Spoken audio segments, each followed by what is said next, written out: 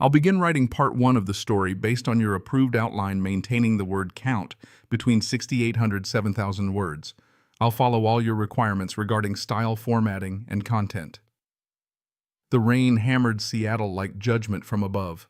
Thomas Reynolds winced as he secured the final beam, his calloused hands slipping against wet wood 30 feet in the air. The storm had arrived hours earlier than forecast, but the foreman insisted they finish framing the third floor before calling it. Water streamed down Thomas's face, mingling with sweat beneath his hard hat. One more nail. Just one more. The hammer slipped. Thomas lurched forward, momentarily weightless as his boot skidded across the soaked plywood. His stomach dropped as gravity claimed him. A hand shot out, gripping his jacket with surprising strength. Mike, his crew partner for 8 years, yanked him back from the edge. "Jesus Christ, Tom, you trying to leave that boy of yours an orphan?" Thomas steadied himself, heart hammering against his ribs. His wedding ring caught the dim light as he gripped a support beam. 40 years old and still making rookie mistakes. The overtime pay flashed through his mind, $300 extra that would barely dent his mountain of medical debt. But William needed new winter clothes. Worth the risk. It had to be. "Thanks, Mike. Let's finish this up." 2 hours later, Thomas slid into his 2009 Chevrolet pickup, the heater sputtering weakly against the November chill. 14 hours on site. His lower back screamed in protest as he settled against the worn seat. The truck's dashboard clock glowed 11:37 p.m., its cracked face another repair he couldn't afford. Mrs. Abernathy had agreed to stay late with William, but guilt gnawed at him anyway. Another bedtime story missed. Another night his 8-year-old son went to sleep without saying goodnight to his father. The windshield wipers fought a losing battle against the downpour as Thomas navigated through Seattle's flooded streets. His mind drifted to the custom cabinetry he'd installed in a lakeside mansion last weekend side work that showcased his true craftsmanship, not the basic framing his construction job required. The homeowners had marveled at the intricate joinery, the seamless dovetails he'd executed without modern shortcuts. Skills passed down from his grandfather, perfected over 20 years of dedicated work. Skills that earned respect, but rarely translated to financial security. Thomas reached toward the passenger seat where he kept his lunch cooler fingers brushing against the framed photograph he never left home without. Melissa's smile looked back at him, frozen in time 4 years ago, before the cancer hollowed her cheeks and dimmed the light in her eyes. His thumb traced the edge of the frame, a ritual as familiar as breathing. "Almost home, Mel. Traffic's bad with the storm." The one-sided conversations had started after the funeral. The psychologist said it was normal, a healthy coping mechanism. But after 4 years, Thomas wondered if holding these dialogues made him stuck rather than healing. Still, he couldn't stop. Some nights these quiet words to her photograph were the only thing that kept crushing loneliness at bay. Lightning cracked the sky open as Thomas turned onto his street, illuminating modest homes with sagging porches and chain-link fences. Their rental house sat midway down the block, 2 bedrooms, 1 bath with peeling paint the landlord promised to fix 2 summers ago. Not the home he'd planned to raise a family in, but after selling their house to pay Melissa's medical bills, choices were limited. At least the neighborhood was safe enough, the school decent. For now, it was home. Mrs. Abernathy's silhouette appeared in the living room window as Thomas pulled into the cracked driveway. The elderly neighbor had been a godsend since they moved in, charging half what regular childcare would cost. Thomas gathered his lunch cooler and tool belt, bracing himself for the dash through the downpour. "Sorry I'm late, Mrs. A." Thomas shook rain from his jacket in the narrow entryway. The house smelled of the spaghetti she'd likely made for dinner. "Storm made a mess of the site." The 70-something woman waved away his apology, her silver hair perfectly set despite the late hour. "William's been asleep about 2 hours. Finished his homework and read an extra chapter of that astronomy book you got him." Thomas felt the familiar pang pride in his son's intelligence, mingled with regret at missing these small moments. "Thank you. I don't know what we'd do without you. That boy's the spitting image of you, you know. Except those eyes, those are his mama's." Mrs. Abernathy gathered her raincoat and umbrella. "There's leftover pasta in the fridge. You eat something before you fall over." After she left, Thomas moved quietly down the hallway, easing open William's bedroom door. His son slept soundly, one arm thrown over a worn, stuffed bear Melissa had given him for his 4th birthday. Books lined the small bedside table, advanced titles for an 8-year-old, astronomy and science mostly. The boy was smart, observant in ways that sometimes unnerved Thomas. Too much like his mother, William's teacher had suggested advanced placement classes, perhaps even a private school that offered scholarships for gifted children.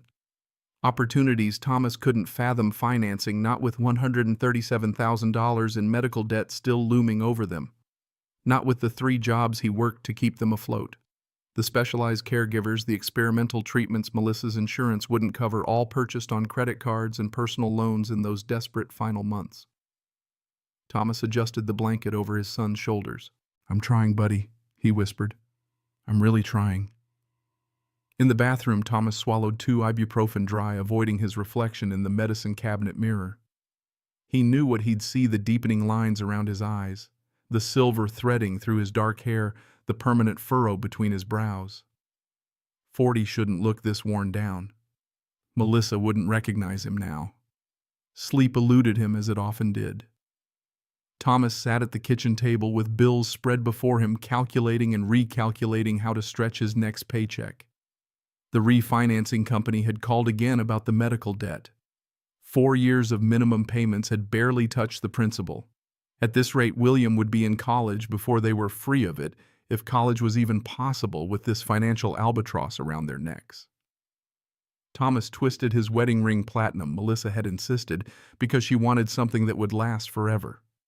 The irony wasn't lost on him. The ring remained while she was gone, a circle with no end, a promise cut short. He'd pawned nearly everything else of value during her illness, but this would stay on his finger until the day he died. Rain continued its assault as Thomas finally surrendered to exhaustion, collapsing fully clothed across the bed they once shared. Tomorrow would bring another 14-hour day, another missed dinner, another step in this grinding journey forward. One foot in front of the other. Survival mode. It wasn't living, not really, but it was all he could manage. Morning arrived with merciless brightness. Thomas packed William's lunch while his son ate breakfast. The boy's dark hair still rumpled from sleep. "Dad, Ryan said his dad's taking him fishing this weekend." Thomas paused midway through spreading peanut butter. Another request he'd have to deny. "I've got that remodeling job for Mr. Peterson on Saturday, remember?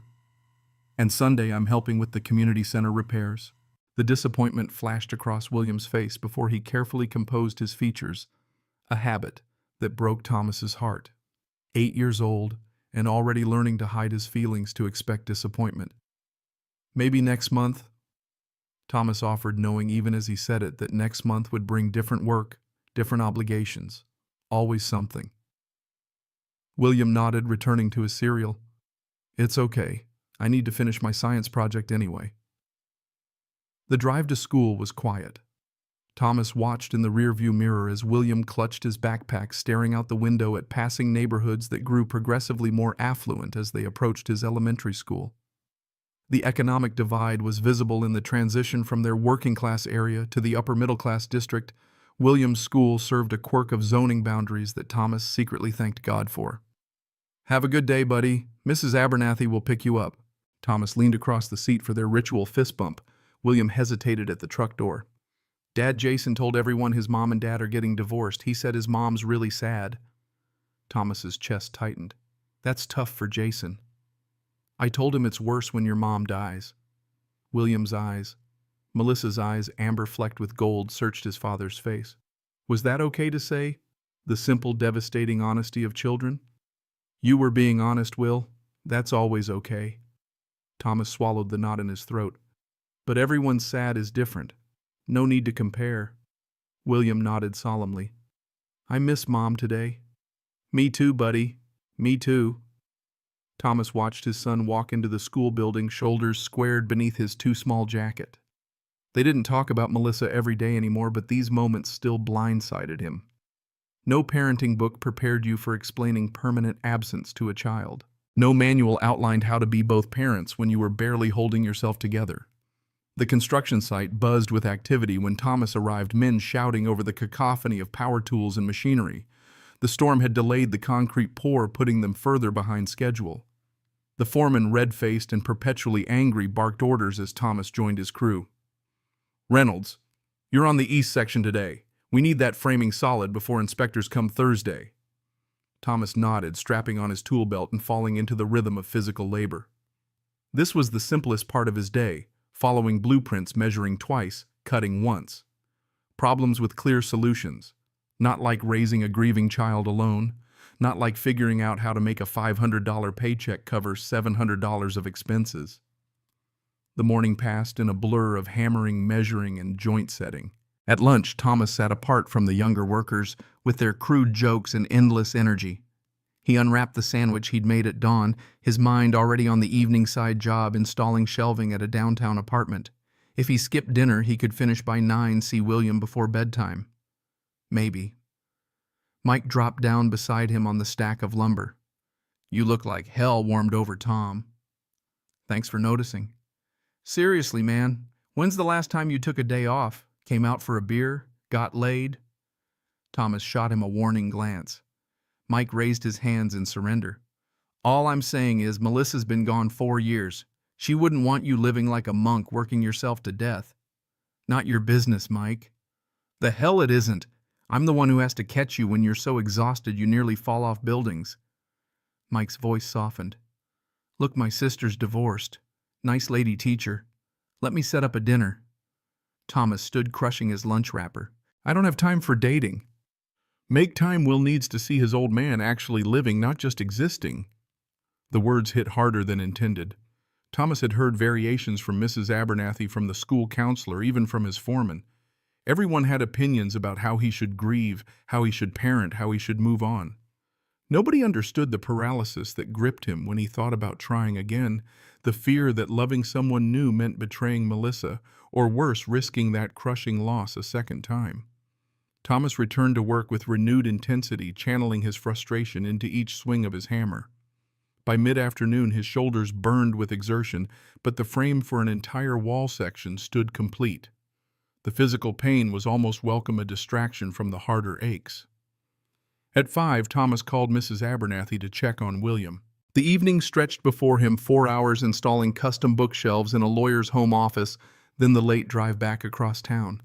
Another day of barely seeing his son. "Your boy's fine," Mrs. Abernathy assured him. "We're making tacos for dinner. He's helping chop the vegetables, very precise about it, that one." Thomas smiled despite his exhaustion. "Tell him I'll try to be home for bedtime." "You need rest, Thomas. You're no good to that child if you work yourself into an early grave." The concern in her voice carried the weight of someone who'd seen too many hard-working men fall apart. "Melissa wouldn't want this for either of you." Thomas ended the call without responding. Everyone thought they knew what Melissa would want. The truth was, Melissa had wanted to live. She'd wanted to see William graduate, to grow old with her husband, to fulfill the plans they'd made. Instead, she'd spent her final conscious moments in a hospital bed making Thomas promise to take care of their son, one promise he couldn't break no matter the cost. The evening job finished later than expected. The client, a corporate attorney with a penthouse overlooking Puget Sound, had requested last-minute changes, elegant details that showcased Thomas's true skills. The man had marveled at the craftsmanship, even suggested Thomas should open his own high-end cabinet shop. Another dream to file away as impossible. Dreams required capital risk-taking, a financial cushion he didn't have. By the time Thomas pulled into his driveway, exhaustion had settled into his bones like concrete. The dashboard clock read 10:48 p.m. William would be asleep. Another promise broken.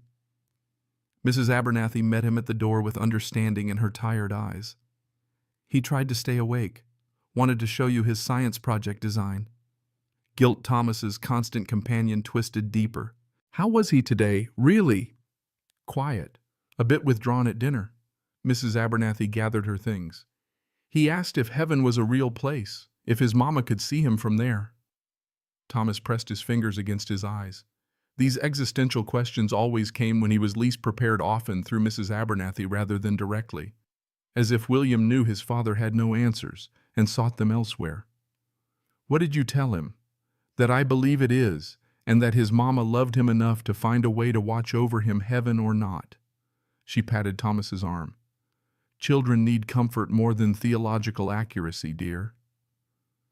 After she left, Thomas found William's science project sketches on the kitchen table, intricate drawings of the solar system with detailed notes in his careful handwriting. The boy's intelligence both awed and intimidated Thomas. Melissa had been the educated one with her nursing degree and insatiable curiosity. Thomas had barely finished high school before apprenticing as a carpenter. How could he nurture a mind like William's? In his son's room, Thomas knelt beside the bed, studying the boy's peaceful face. In sleep, the resemblance to Melissa was strongest. The same high cheekbones, the same full lashes. Thomas brushed dark hair from William's forehead, his calloused finger rough against soft skin. "I'm sorry I missed bedtime, buddy," he whispered. "Your solar system looks amazing." William stirred but didn't wake. Thomas remained there watching his son breathe the miracle of his existence, a constant source of wonder and terror. This small person depended entirely on him, not just for food and shelter, but for emotional guidance Thomas wasn't sure he possessed. How do you teach resilience when you're barely hanging on yourself? In his own bedroom, Thomas didn't bother undressing, just kicked off his work boots and collapsed across the mattress. His last conscious thought before sleep claimed him was that he needed to look at William's school calendar. There was a parent-teacher conference coming up and he couldn't miss another one. Morning arrived too quickly. Thomas woke William with gentle shoulder squeezes, their routine unvarying. Breakfast, packed lunch, the drive to school, and the old pickup that needed transmission work Thomas couldn't afford. Today his son was chattier, explaining his solar system project with enthusiasm that momentarily erased the solemnity that often shadowed his young face. "Mrs. Kinley says if it's good enough, I might get to enter the district science fair in spring," William said, bouncing slightly in his seat. "Only fifth graders usually get picked, but she thinks mine could be special." Pride warmed Thomas's chest. "That's great, Will. Of course it'll be special. You're the smartest kid in that school." William's smile faltered. "The science fair's on a Saturday, all day. Parents have to be there." The unspoken question hung between them. Thomas gripped the steering wheel tighter. "I'll be there, I promise." William's face lit up, and Thomas silently vowed to make this promise stick, whatever it took. Some sacrifices were non-negotiable. After dropping William off, Thomas headed straight to his second job, maintenance at an apartment complex owned by a former client. 3 mornings a week, he repaired whatever needed fixing: leaky faucets, stuck windows, faulty outlets. The work was straightforward but essential, padding his income by just enough to keep them above water.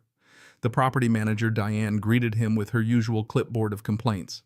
3 units with plumbing issues, a broken garbage disposal in 214, and Mrs. Castillo's heater is making that noise again. She peered at him over reading glasses. "You look exhausted, Reynolds." "I'm fine. Just need coffee." Thomas scanned the list. 6 hours of work minimum, and he was due at the construction site by 2.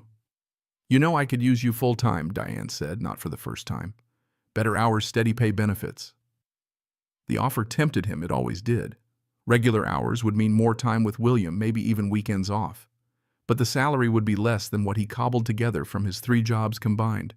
Less money meant slower debt repayment, fewer opportunities for William, more years of financial servitude. "I appreciate it, Diane. Maybe someday."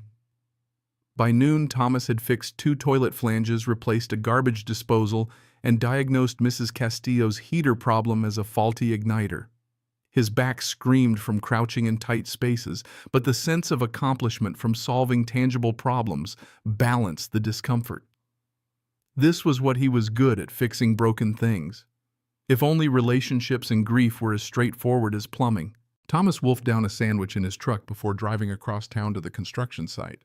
Traffic snarled around an accident on the highway, delaying him by 20 minutes. The foreman's scowl deepened when Thomas finally arrived. "Cutting it close, Reynolds. Sorry, traffic was...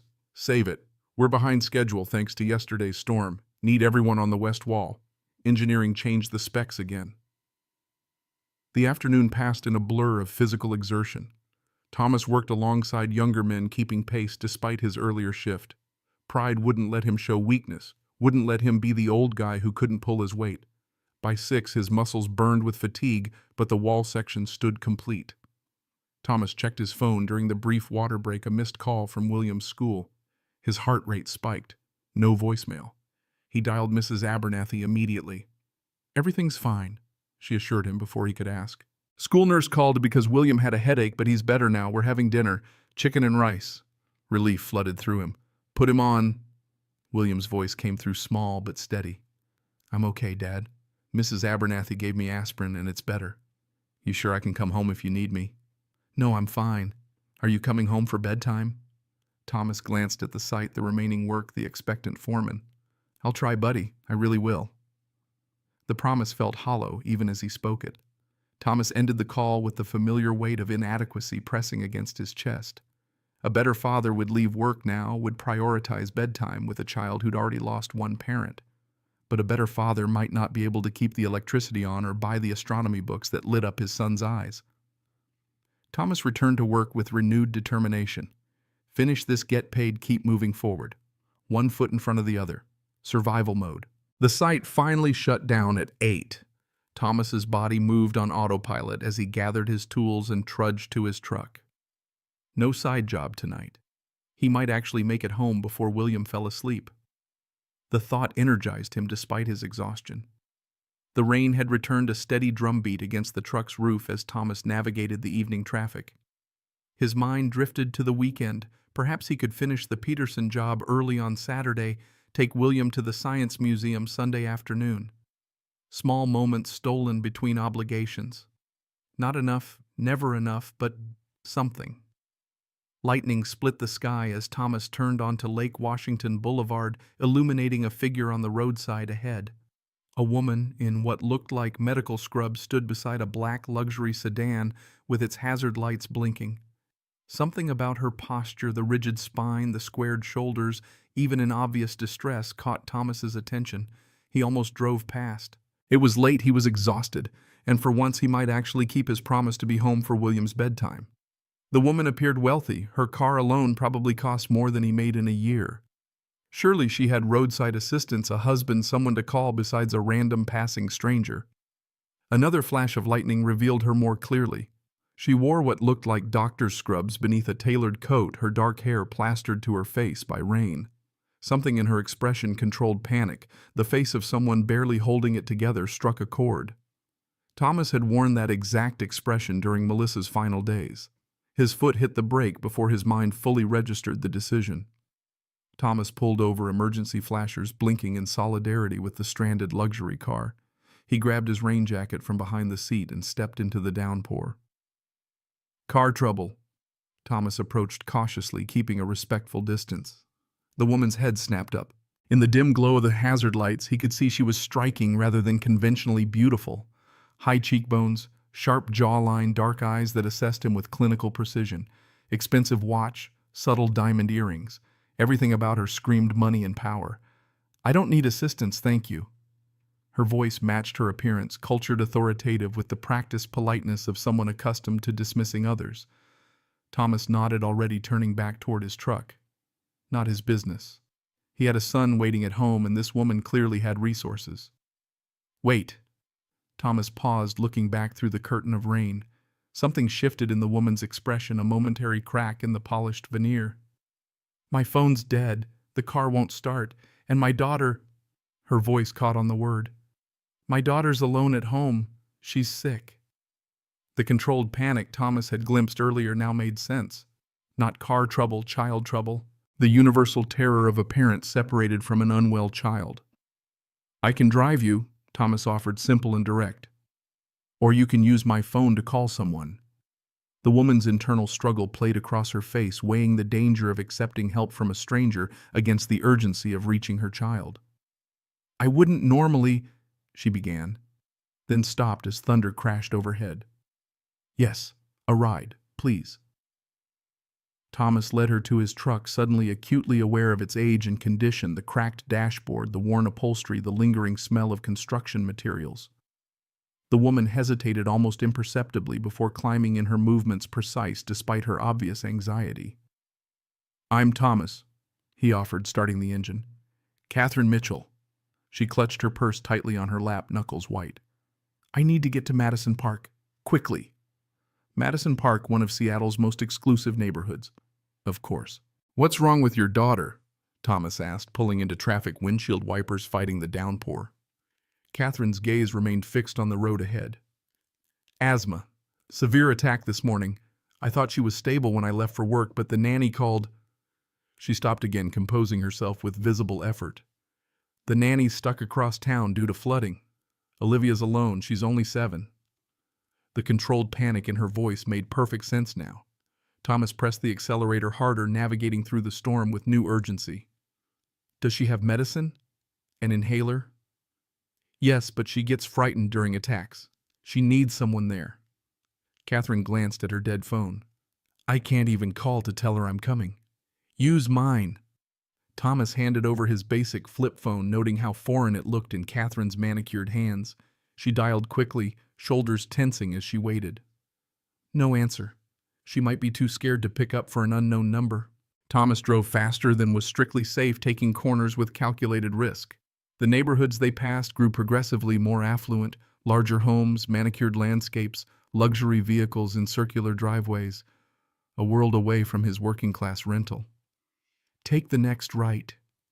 Catherine directed, her composure slipping further as they neared their destination. The White House at the end with the columns. House was an understatement. The structure that emerged through the rain was a modern mansion, all glass and steel and architectural angles dramatically lit even in the storm. A home featured in magazines, not lived in by ordinary people. Thomas pulled into the circular driveway, stopping at the imposing front entrance. Catherine was out of the truck before he fully braked, fumbling with her keys at the door. Thomas hesitated only briefly before following. A child alone and in distress overrode social boundaries about entering a stranger's home. The interior of Catherine's house was exactly as the exterior suggested. Minimalist luxury in whites and grays, soaring ceilings, art pieces that probably cost more than Thomas's annual income. But Catherine paid no attention to any of it, calling for her daughter as she moved swiftly through the space. Olivia, it's Mom, I'm home. Thomas followed at a respectful distance, feeling profoundly out of place in his work clothes and muddy boots. Construction dust probably trailed in his wake across what looked like imported marble floors. They found Olivia in what appeared to be a media room, a small blonde girl curled on a massive white sectional sofa, clutching an inhaler. Her breathing was audible from the doorway, the labored wheeze of constricted airways. Olivia. Catherine rushed to her daughter, maternal instinct overriding the composed professional persona. She gathered the child against her, checking the inhaler, feeling her forehead. I'm here now. You're okay. Thomas lingered in the doorway, unsure of his place in this private moment. The girl's eyes, blue and frightened, fixed on him over her mother's shoulder. This is Thomas, Catherine explained, following her daughter's gaze. His truck brought me home because my car broke down. Olivia's breathing remained labored, but she managed a small nod in his direction. She needs a breathing treatment, Catherine said, more to herself than to Thomas. The nebulizer's upstairs. I can get it, Thomas offered. Just tell me where. Catherine hesitated only briefly. Master bathroom. Second floor, end of the hall. Medicine cabinet above the right sink. It's a small machine with plastic tubing. Thomas navigated through the massive home, acutely aware that he was a stranger in a palace of wealth. The master suite alone was larger than his entire rental house, with a bathroom that resembled a luxury spa. He found the nebulizer exactly where Catherine had indicated, alongside an organized arsenal of prescription medications. When he returned downstairs, Catherine had moved Olivia to the kitchen and was helping her drink water. The girl's breathing remained concerning, but she seemed marginally calmer with her mother present. Thomas set the nebulizer on the counter, stepping back to give them space. Do you need anything else? He asked, already edging toward the door. I should probably... A tremendous crash of thunder interrupted him, followed immediately by darkness as the power failed. Olivia whimpered, and Catherine's sharp intake of breath echoed in the suddenly dark kitchen. Emergency generator should kick in, Catherine said, but the seconds stretched with no lights returning. Damn it! The maintenance company was supposed to service it last week. Thomas reached for his phone, activating the flashlight function. The weak beam illuminated Catherine's face, composed for her daughter's benefit but tight with worry. The nebulizer needs power, she said quietly. The inhaler isn't helping enough. Thomas assessed the situation quickly. I should go. You two can come to my house. We still had power in my neighborhood. The nebulizer will work there. Catherine's expression shifted from surprise to calculation to reluctant agreement. Yes, okay. She turned to Olivia. Sweetheart, we need to go with Thomas for a little while. Our electricity is broken and we need to make your breathing better. Olivia nodded, clearly struggling for air but trusting her mother's judgment. Catherine gathered the nebulizer and a small bag of medications, then wrapped Olivia in a blanket from the sofa. The girl's slight weight seemed to center Catherine, giving her a focus beyond her obvious fear. My son's at home with a sitter, Thomas explained as he led them back to his truck. He's 8. You'll be safe there. Catherine nodded, her attention fully on Olivia as they settled into the passenger seat together, the child on her lap, despite seatbelt laws. Safety regulations seemed irrelevant against a child's labored breathing. The drive back across Seattle created a strange, suspended reality. Thomas Reynolds, debt-ridden construction worker, with a wealthy doctor and her daughter in his battered pickup, navigating a flooded city during a power outage. The world reduced to essential elements: a sick child, a mother's fear, the human instinct to help. William was still awake when they arrived, sitting at the kitchen table with Mrs. Abernathy as they played a card game by lantern light. His eyes widened at the sight of strangers following his father through the door. We have guests, Thomas explained simply. This is Dr. Mitchell and her daughter Olivia. They need to use our electricity for a little while because Olivia has trouble breathing. Mrs. Abernathy, bless her, didn't miss a beat. I'll put on some tea. Always helps with breathing troubles. Catherine's eyes darted around the modest living space, taking in the worn furniture, the school pictures on the refrigerator, the visible signs of financial struggle. If she judged any of it, her face revealed nothing. Her entire focus remained on getting the nebulizer connected. Thomas guided them to the kitchen table, clearing space for the medical equipment. Extension cords here. Outlets working. Catherine expertly assembled the nebulizer, measuring medication with steady hands despite her obvious anxiety. Olivia sat quietly watching the adults with 2 wise eyes as her mother prepared the treatment. William approached cautiously, curious but respectful. Is she okay? She will be, Thomas assured him. She has asthma. Remember, we learned about that in the body book. William nodded, watching as Catherine placed the mask over Olivia's face, the nebulizer humming to life. I have a poster about lungs in my room. Want to see it later? He offered to Olivia. The blonde girl nodded behind her mask, some of the fear leaving her eyes at this small kindness. Mrs. Abernathy moved efficiently around the kitchen, preparing tea and setting out cookies from the cabinet. Her steady presence normalized the strange situation, her matter-of-fact handling of the crisis a balm to everyone's nerves. Your son is very considerate, Catherine said quietly to Thomas as Olivia's breathing began to ease with the treatment. Thomas nodded, proud, despite everything. He's a good kid. A moment of understanding passed between them, the universal language of parents who see their children as their greatest accomplishment. Then Catherine's gaze fell on the bills spread across the far end of the table, medical invoices Thomas hadn't cleared away before leaving that morning. Her expression changed subtly, professional assessment replacing personal connection. Your wife, she asked, nodding toward the wedding ring on Thomas's finger, passed away 4 years ago. Thomas gathered the bills quickly, shoving them into a drawer. Cancer. Something flickered in Catherine's eyes, recognition perhaps, or the momentary dropping of a guard. I'm sorry. The simple acknowledgement, free of platitudes, felt more genuine than most condolences Thomas had received. He nodded acceptance, then turned his attention to William, who was showing Olivia his science project sketches from a respectful distance, careful not to interfere with her treatment. The nebulizer completed its cycle, and the improvement in Olivia was immediately apparent. Her breathing eased, the wheezing diminished. Catherine performed a quick assessment, listening to her daughter's lungs, checking her pulse with the efficiency of someone trained in medicine. Better? Thomas asked. Catherine nodded. Much. Thank you. The gratitude seemed to cost her something, as if acknowledging help received was unfamiliar territory. Mrs. Abernathy set tea before Catherine and hot chocolate for the children. Warm liquids help open the airways. Old wisdom, but it works. For the first time, Catherine seemed to truly see the elderly woman. You sound experienced with asthma. My youngest had it terribly. Before all these modern treatments, we spent many nights with steam running in the bathroom just trying to help him breathe. Mrs. Abernathy smiled at Olivia. You're lucky to have such good medicines now, young lady. The crisis passed and awkward normality descended on the small kitchen. Two families from entirely different worlds thrown together by circumstance, finding their way through an unexpected intersection of lives. William, ever the host, like his mother had taught him, showed Olivia his collection of science books. The girl remained quiet but engaged, her earlier fear subsiding as the medication worked its magic. "You're a doctor?" Thomas asked Catherine, keeping his voice low as the children talked. "Neurosurgeon at Seattle Memorial." Catherine sipped her tea, seeming surprised to find it exactly to her taste. "And you're in construction. Carpenter by training. Framing houses pays the bills." Thomas didn't elaborate on his multiple jobs, the crushing debt, the constant struggle to stay afloat. Catherine's gaze took in the small house, the water stain on the ceiling, the mismatched furniture, the careful organization that spoke of pride despite limited means. "You've made a lovely home."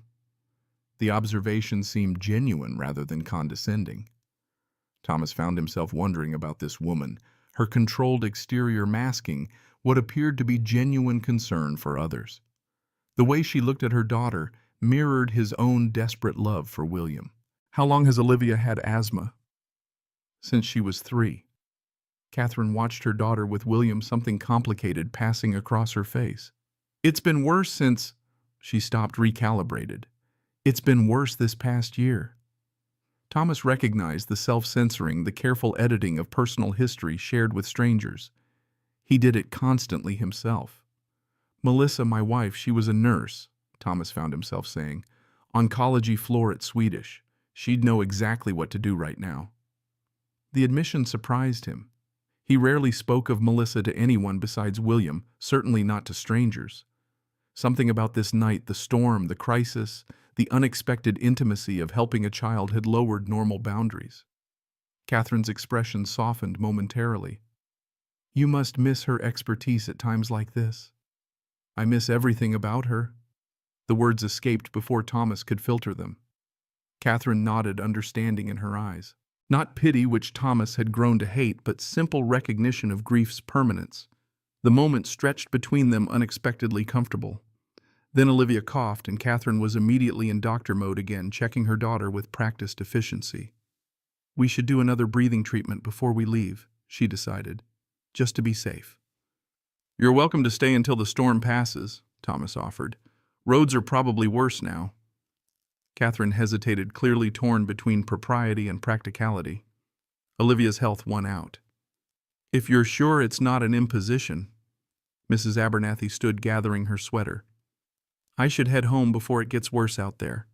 Thomas, you have my number if you need anything." After she left, an awkward silence descended. Thomas busied himself making up the sofa with sheets and blankets, creating a makeshift bed. "You and Olivia can take my room. William and I will bunk out here." "That's not necessary," Catherine began. "It is," Thomas interrupted gently. "My son would never forgive me if I didn't offer proper hospitality. His mother taught him better than that." Something in Catherine's expression shifted, respect perhaps for prioritizing values over circumstances. As Thomas helped William prepare for bed on the makeshift sofa arrangement, he caught fragments of conversation from the bathroom where Catherine was helping Olivia brush her teeth with a spare toothbrush. "Is this our new home?" Olivia's small voice carried. "No, sweetheart. This is just for tonight. Our home is still our home." "But there's pictures here, and books. Our house doesn't have those." Catherine's response was too quiet to hear, but Thomas felt a strange pang at the child's observation. Their modest home, with its second-hand furniture and water-stained ceiling, had something the minimalist mansion lacked: the visible evidence of life being lived, of a family's history displayed rather than curated. Later, with William asleep beside him on the pull-out sofa, Thomas found himself staring at the ceiling, acutely aware of strangers in his home. Catherine Mitchell was clearly wealthy, clearly accustomed to control and authority. Under normal circumstances, their paths would never have crossed, except perhaps if he worked construction on her home. Yet here she was, seeking shelter in his modest rental, dependent on his hospitality for her daughter's well-being. The world had strange ways of leveling the playing field, if only temporarily. Tomorrow Catherine would return to her mansion and her prestigious career, while Thomas reported to the construction site for another day of physical labor. The momentary connection parent to parent, human to human, would fade against the realities of their different worlds. But for tonight, in the quiet darkness of a storm-battered city, those differences seemed less significant than the similarities, two parents trying their best. Two children breathing peacefully under the same roof, the universal struggle to protect what matters most. Thomas closed his eyes, surrendering to exhaustion. For once, he'd kept his promise to be home for William's bedtime. Not in the way he'd expected, but sometimes life worked out that way, delivering unexpected gifts through unwanted circumstances. The last thought before sleep claimed him was of Catherine's face when she'd found Olivia breathing easier, the momentary crack in her controlled exterior revealing a love as fierce and primal as his own for William. Perhaps they weren't so different after all. Morning light filtered through the worn curtains, casting gentle patterns across the living room floor. Thomas woke with a start, momentarily disoriented by William's warm weight against his side on the pull-out sofa. The events of the previous night rushed back: the storm, the stranded doctor, the asthmatic child. He glanced at his watch, 6:17 a.m. For once he'd slept through the night without waking to worry about bills or work schedules. William stirred beside him, eyes blinking open with a child's immediate alertness. Are they still here? The house was quiet. No movement from the bedroom where Catherine and Olivia had slept. Thomas pressed a finger to his lips as he carefully extracted himself from the sofa bed. Let's be quiet while they rest. In the kitchen, Thomas started coffee, the familiar ritual grounding him after the previous night's strangeness. Outside, the storm had passed, leaving behind a washed-clean sky and scattered debris across the neighborhood. Power had returned sometime during the night. The microwave clock blinked 12 hudgers in steady rhythm. William padded into the kitchen, hair rumpled from sleep. Dad, is Olivia going to be okay? I think so, buddy. The medicine helped her breathe better. Thomas poured cereal into a bowl. Her mom's a doctor, so she knows how to take care of her. A real doctor with surgeries and everything. William's eyes widened with admiration. Seems that way. Soft footsteps interrupted their conversation. Catherine appeared in the kitchen doorway, impeccably composed despite having slept in her clothes. Only the faint shadows beneath her eyes hinted at the previous night's ordeal. Good morning. Her voice carried the slightly uncomfortable tone of someone unaccustomed to waking in strangers' homes. I hope we didn't disrupt your household too much. Thomas gestured toward the coffee maker. Not at all. Coffee. Catherine glanced at her watch, an elegant timepiece that probably cost more than Thomas's monthly income. Thank you, but we should probably get going. I need to check on my car and get Olivia home. Her professional mask had firmly settled back into place, the vulnerable mother from last night replaced by the controlled surgeon. How is she this morning? Much better. The treatments helped significantly. Catherine's posture remained formal, but gratitude softened her expression. I cannot thank you enough for your assistance last night. You were... She paused, seemingly searching for the right words. You were very kind when you had no obligation to be. William looked up from his cereal. Is Olivia awake? I wanted to show her my telescope before she leaves. Something flickered across Catherine's face, surprise perhaps at the simple childhood desire for friendship regardless of circumstance. She's getting dressed. I'm sure she'd love to see your telescope. As if summoned, Olivia appeared behind her mother. Blonde hair neatly combed, her small face still pale but no longer tight with respiratory distress. She half hid behind Catherine, regarding William with shy curiosity. William immediately slid from his chair. Want to see my room? I've got star charts and a real telescope my dad built. Olivia looked up at her mother, seeking permission. Catherine nodded, and the children disappeared down the hallway, their footsteps punctuated by William's excited explanations about constellations and planets. Left alone with Catherine, Thomas felt the full weight of their differences. In daylight, her designer clothes, despite being slept in, made the shabby kitchen seem even more modest. Her perfect posture and manicured appearance highlighted his worn jeans and faded t-shirt. Your son is quite articulate for his age, Catherine observed, accepting the coffee Thomas offered despite her earlier refusal. Has he always been interested in astronomy? Since he was about 4. His mother started it. She loved the stars.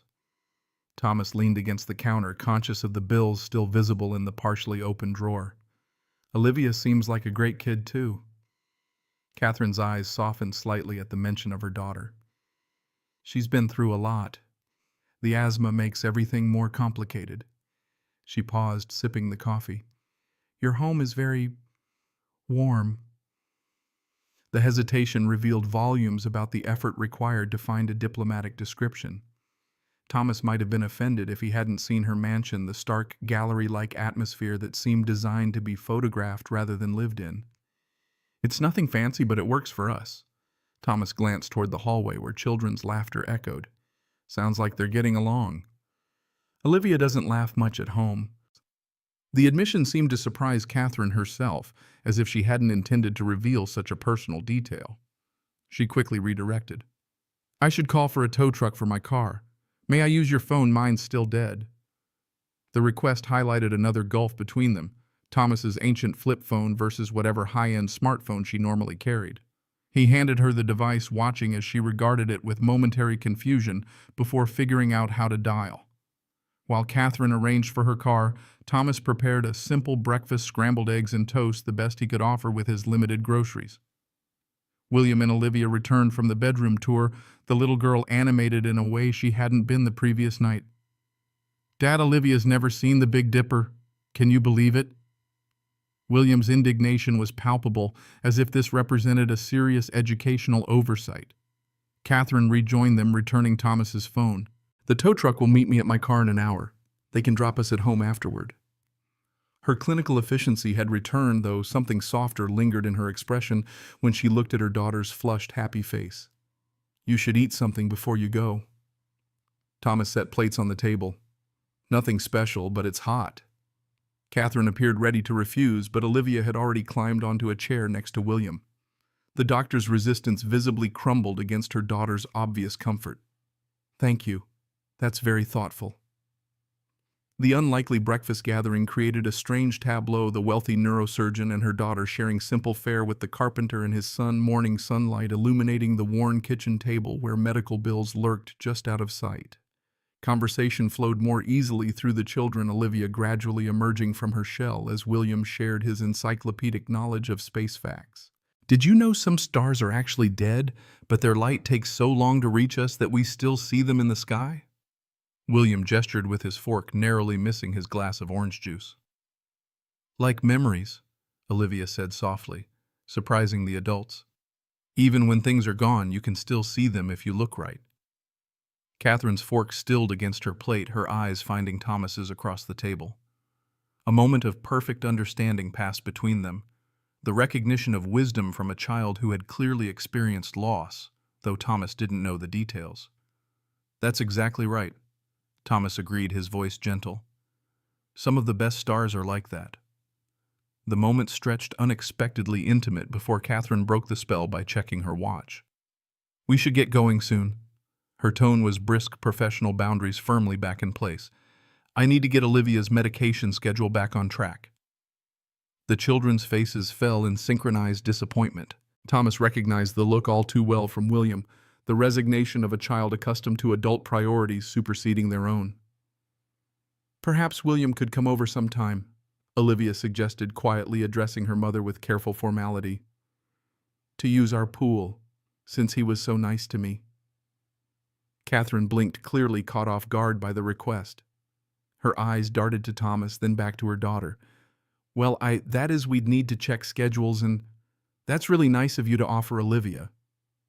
Thomas stepped in, saving Catherine from her obvious discomfort. William has school and lots of activities, but maybe someday. The vague possibility satisfied both children while committing no one to the awkward social navigation such a visit would entail. Catherine shot Thomas a grateful look, her relief palpable. After breakfast, Thomas insisted on driving Catherine and Olivia to her stranded car rather than having them wait for a rideshare. The doctor accepted with reluctant gratitude, her need for efficiency overriding whatever class discomfort she might feel in his battered pickup. The drive-through morning traffic created another suspended reality between worlds, the previous night's emergency replaced by daylight pragmatism, yet the connection forged through crisis remained. William and Olivia chatted in the back seat while the adults maintained a careful, polite distance in their conversation. At the stranded Mercedes, Catherine efficiently transferred Olivia's medical equipment and their few belongings from Thomas's truck. The tow truck had already arrived, a burly mechanic examining the luxury car's engine with appreciative whistles. "Alternator's shot," he pronounced, wiping greasy hands on a rag. "And maybe the timing belt. I'll know more once we get her to the shop." Catherine nodded, her attention divided between the mechanic's assessment and Olivia's reluctant goodbye to William. The children exchanged solemn waves as Thomas prepared to depart. "I've imposed on your kindness enough," Catherine said, reaching into her purse. "Please allow me to compensate you for your trouble." Thomas stepped back, something hardening in his expression. "We don't need payment for helping a child breathe." Catherine's hand stilled, a flush of embarrassment coloring her cheeks. "I didn't mean to imply that, as I only thought, it's fine." Thomas's voice softened, recognizing her good intentions despite the misstep. Anyone would have done the same. Catherine regarded him with an inscrutable expression, as if this statement contradicted her life experience. "Not everyone, Mr. Reynolds. Not everyone at all." She hesitated, then extended her hand instead of her wallet.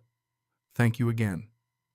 The handshake felt oddly formal after the intimacy of sharing a home overnight, yet also appropriate, a return to the social boundaries that normally separated their worlds. Thomas nodded once, then ushered William back to the truck, leaving the doctor and her daughter with the tow truck operator. As they pulled away, William twisted in his seat to watch until Olivia disappeared from view. "Dad, are rich people sad, even though they have everything?" The question caught Thomas off guard. "What makes you ask that?" Olivia said her house doesn't have pictures or books like ours, and she said her mom works all the time. William's brow furrowed with the deep seriousness children bring to their observations. "She has a pool and everything, but she seemed kind of sad." Thomas considered his response carefully, balancing honesty with age-appropriate wisdom. "Money solves some problems, but not all of them. Everyone has things that make them happy and things that make them sad, no matter how much stuff they own." William nodded, processing this with evident concentration. "Like how we don't have lots of money, but we have each other." The simple truth, delivered without self-pity, squeezed Thomas's heart. Exactly like that, buddy. The remainder of the weekend passed in their usual routine grocery shopping on a careful budget. William's homework, Thomas's side job installing shelving at a local business. The strange interlude with Catherine and Olivia Mitchell began to feel like a dream, a temporary collision of worlds that left no lasting impact. Until Monday morning, when Thomas arrived at the construction site to find the foreman waiting with unusual urgency. "Reynolds' office wants to see you." The man jerked his thumb toward the site trailer, his expression unreadable. "Right away." Thomas's stomach clenched. In construction, unexpected office meetings rarely brought good news. He mentally calculated his bank balance, the bills due this week, how long unemployment would last if he was being laid off. Inside the trailer, the project manager sat behind a cluttered desk, accompanied by a well-dressed man Thomas didn't recognize. The stranger exuded corporate authority, expensive suit, confident posture, calculating eyes that assessed Thomas with clinical precision. "Mr. Reynolds?"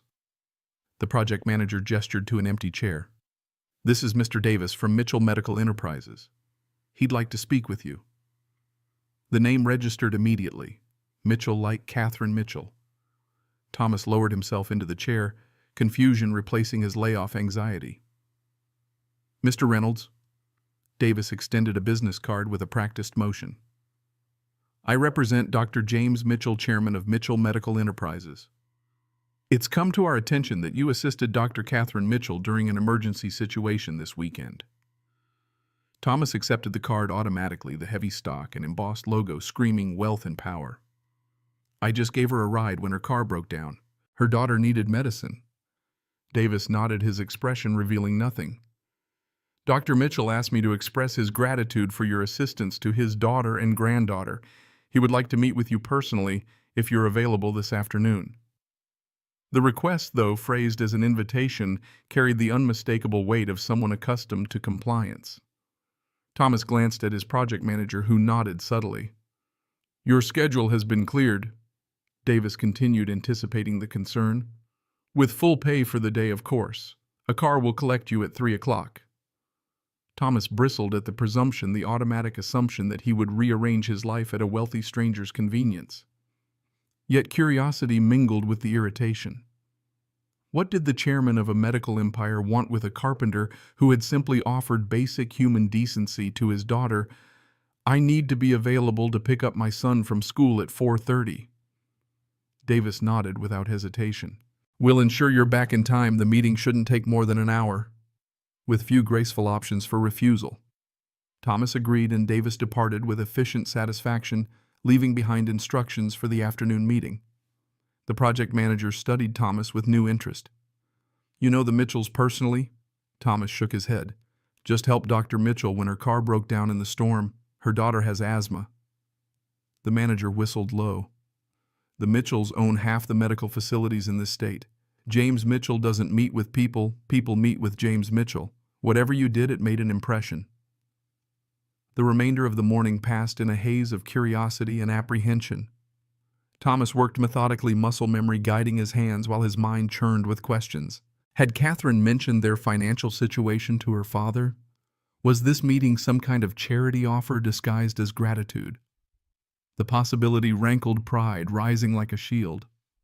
At precisely 3 o'clock, a black town car arrived at the construction site.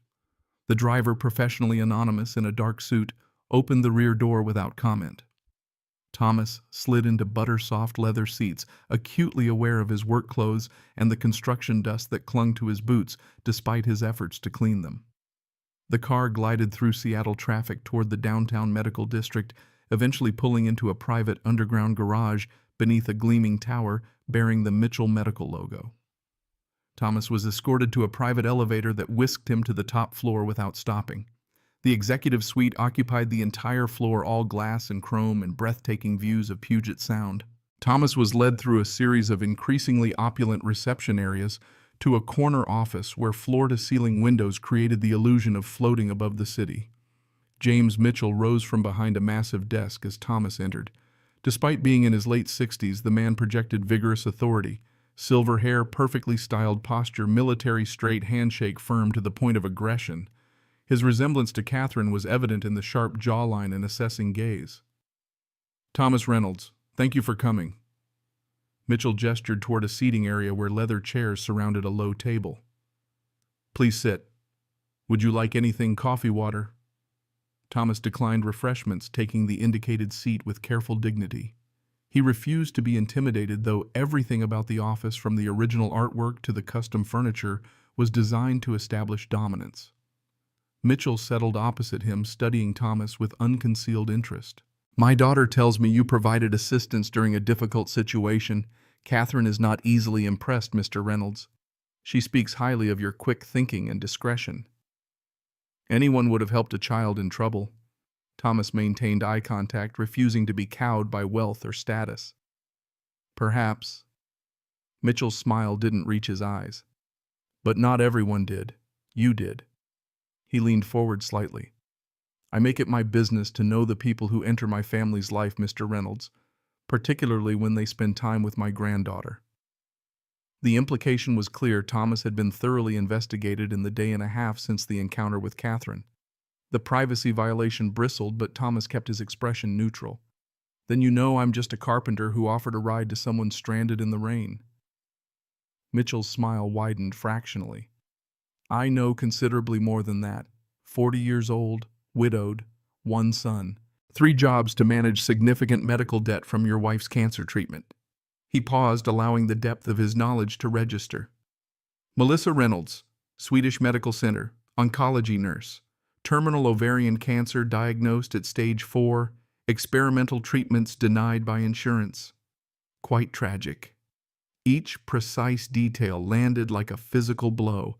Thomas's jaw tightened, anger rising at this clinical recitation of his greatest loss, presented like a business dossier. "Is there a point to this meeting beyond demonstrating your ability to invade my privacy?" If Mitchell was offended by the directness, he didn't show it. Instead, he seemed almost pleased by Thomas's backbone. "You intrigue me, Mr. Reynolds. A man in your financial situation turning down my daughter's offer of compensation. Pride is an expensive luxury for someone with your obligations. Some things aren't about money." Thomas kept his voice level despite the building anger. I wouldn't expect you to understand that. Mitchell laughed a short, genuine sound of surprise. Catherine said you were blunt. I appreciate that quality. His expression shifted to business-like focus. I have a proposition for you. My family owns several properties requiring ongoing maintenance and specialized carpentry work. Your background checks indicate excellent craftsmanship, reliability, and discretion, all qualities I value. I'd like to offer you a position overseeing these projects. The unexpected pivot caught Thomas off guard. I have a job. You have 3 jobs that collectively pay less than what I'm offering with no benefits and no security. Mitchell slid a folder across the table. This position comes with full health insurance, retirement benefits, and a salary that would allow you to focus on quality work rather than quantity. Your son would be eligible for our employee education fund, which covers private schooling through college. Thomas stared at the unopened folder, wariness battling with pragmatic interest. The offer was exactly what he needed. Financial stability, benefits, educational opportunities for William, yet the timing and manner of presentation felt manipulative. Why would you offer this to a complete stranger? Mitchell's expression remained unreadable. Because I recognize quality when I see it in people and in craftsmanship. And because I protect my family's interests. Having you in my employment ensures continued discretion regarding any personal observations from your time with my daughter and granddaughter. The implication chilled Thomas. Beneath the generous offer lay something darker, control perhaps, or insurance against Thomas, revealing whatever vulnerabilities he might have glimpsed in the Mitchell family. I don't gossip about people who stayed in my home during an emergency. Of course not. Mitchell's tone suggested this was precisely why Thomas was sitting in his office. But should you accept this position, that expectation of discretion would extend to all aspects of our family's business and personal matters. Thomas finally opened the folder, scanning the employment offer with careful neutrality. The salary figure, nearly triple his current combined income, sent a jolt through him. With this money, he could clear the medical debt in 2 years instead of 20. William could have new clothes, proper winter boots, the science camps he longed to attend. They could move to a better neighborhood, perhaps even buy a small house eventually. All for the price of his autonomy and whatever undefined discretion Mitchell required. I'll need time to consider this. Mitchell nodded, apparently having expected nothing less. Of course. Take 48 hours. He rose, signaling the meeting's end. My contact information is in the folder. I look forward to your decision, Mr. Reynolds. The town car returned Thomas to the construction site by 4, leaving him time to process the bizarre encounter before picking up William.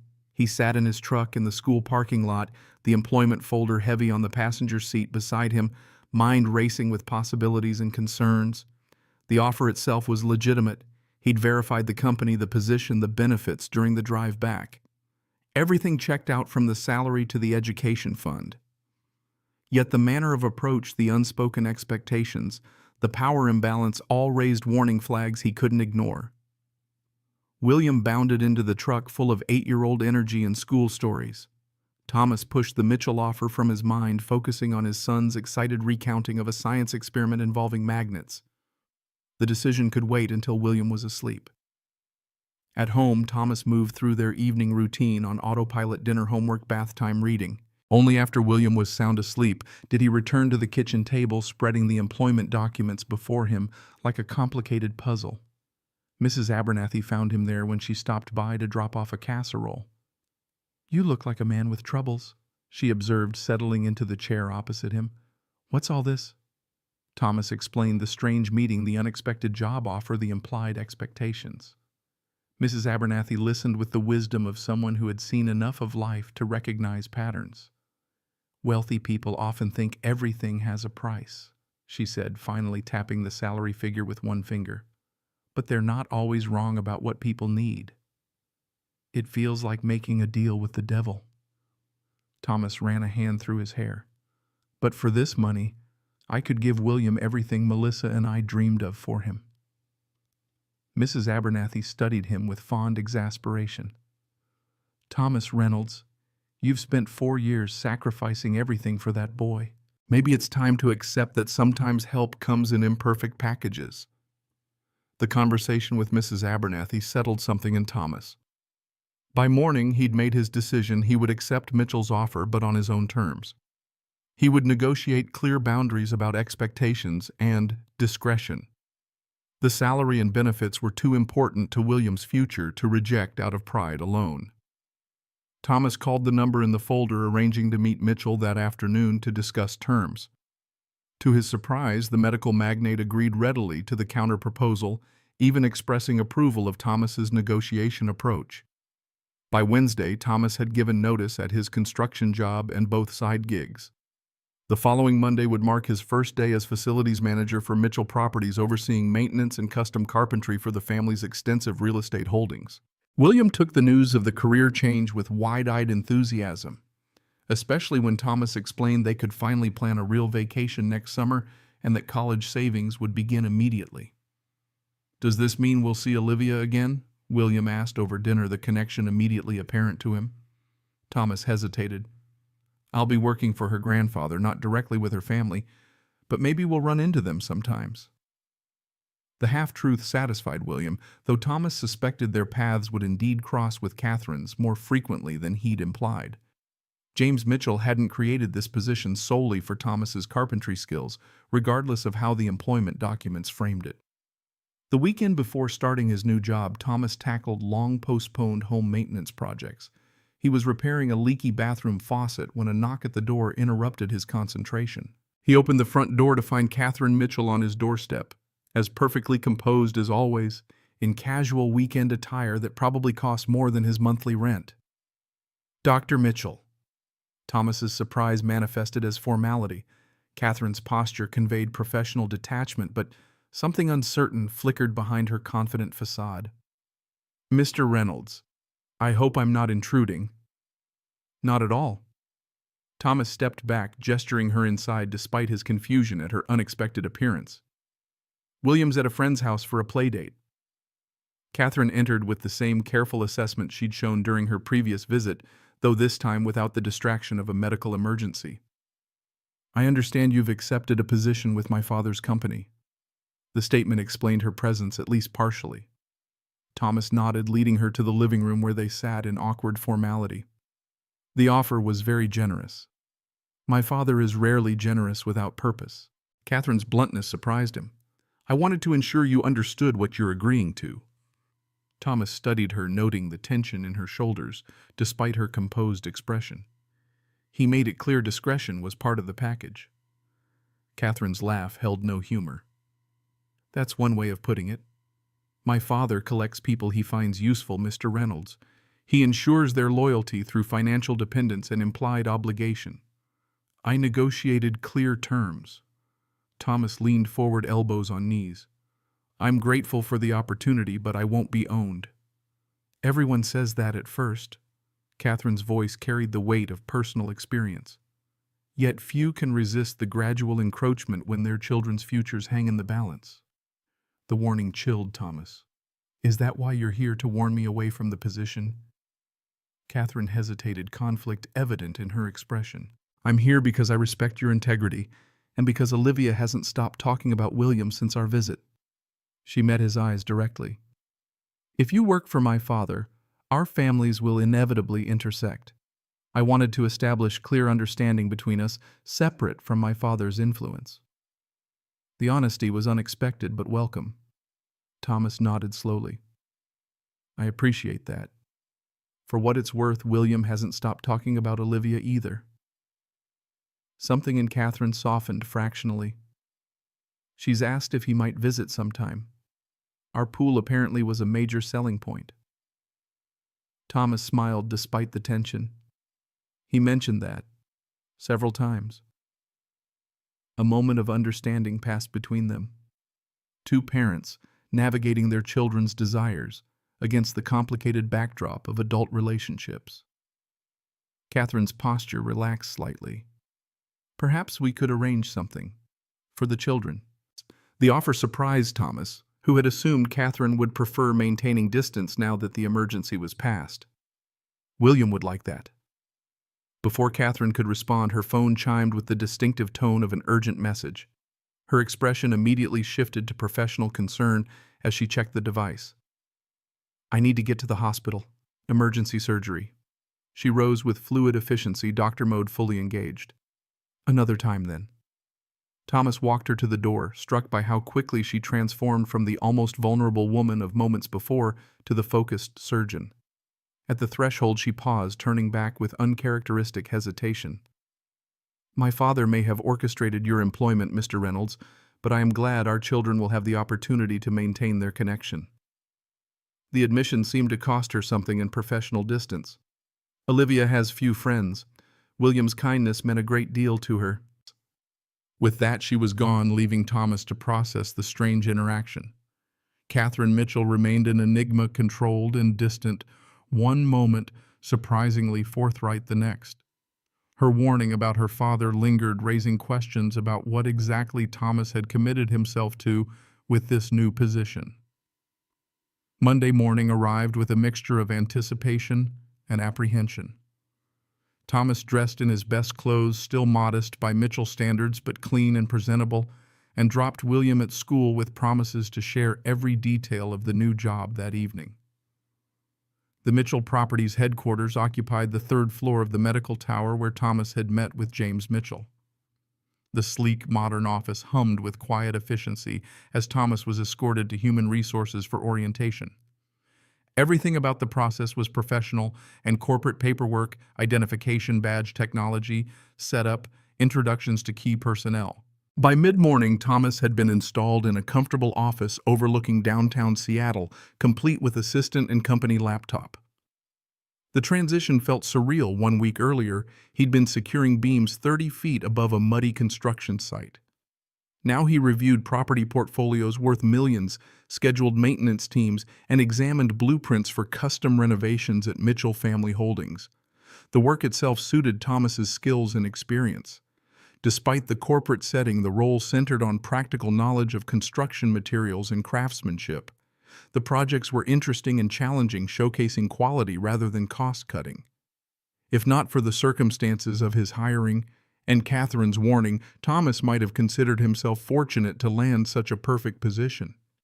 As the week progressed, Thomas settled into a routine that felt almost too good to be true. Regular hours meant having dinner with William every night. The substantial salary allowed him to immediately pay off 2 credit cards that had carried balances since Melissa's illness. The company car, a modest but new SUV, replaced his aging truck with its perpetual check engine light. William blossomed under the new schedule, reveling in consistent bedtime stories and help with homework. Thomas enrolled him in the science camp he'd been longing to attend, no longer needing to explain why extracurriculars were impossible luxuries. Yet beneath the surface improvements, unease lingered. James Mitchell made a point of stopping by Thomas's office, regularly displaying unusual interest in his newest employee's adjustment. These visits always included casual inquiries about Thomas's personal life, William's activities, and occasional references to Catherine that bordered on information gathering. By the second week, Thomas had developed a technique for navigating these conversations, providing factual but minimal information, redirecting to work topics, maintaining polite professionalism without encouraging further personal discussion. Mitchell seemed amused rather than deterred by this approach, as if Thomas's resistance represented an enjoyable challenge. The expected intersection with Catherine's life materialized more quickly than Thomas anticipated. A Friday afternoon email from Mitchell's executive assistant informed Thomas that his presence was required at the chairman's residence on Saturday to assess necessary repairs and potential renovations. The message mentioned almost as an afterthought that Catherine and Olivia would be present for a family gathering. Thomas considered declining the weekend work, asserting the boundaries he'd carefully established during negotiations. Yet the job was only 2 weeks old, and directly refusing the company founder seemed unwise. Instead, he replied that he would need to bring William as childcare wasn't available on short notice. The response came quickly. William was welcome. Olivia would appreciate the company during adult conversations. Saturday morning found Thomas and William driving through one of Seattle's most exclusive neighborhoods, the SUV's navigation system guiding them to a gated estate overlooking Lake Washington. Thomas had known the Mitchells were wealthy, but the property's scale, sprawling grounds, guest houses, private dock with multiple boats underscored the vast difference between their worlds. William pressed his face against the window as they approached the main house, eyes wide at the mansion's imposing facade. "It's like a castle, Dad." Thomas squeezed his son's shoulder reassuringly. "Remember, buddy, it's just a house with people inside. Be yourself, okay? We won't be staying long." A uniformed staff member met them at the circular driveway, directing Thomas to park near the service entrance, a subtle reminder of his position despite the friendly welcome. They were escorted through the mansion's rear quarters to a sunroom overlooking immaculate gardens and the lake beyond. James Mitchell held court among what appeared to be family members and business associates. Catherine stood slightly apart, engaged in conversation with an older woman whose resemblance marked her as Mrs. Mitchell. Olivia sat alone at a small table, coloring with focused intensity and apparent disinterest in the adult gathering. Mitchell spotted them immediately, breaking from his conversation to approach with practiced bonhomie. "Reynolds, excellent timing. And this must be William." Thomas placed a protective hand on his son's shoulder as Mitchell assessed the boy with the same evaluating gaze he applied to everyone.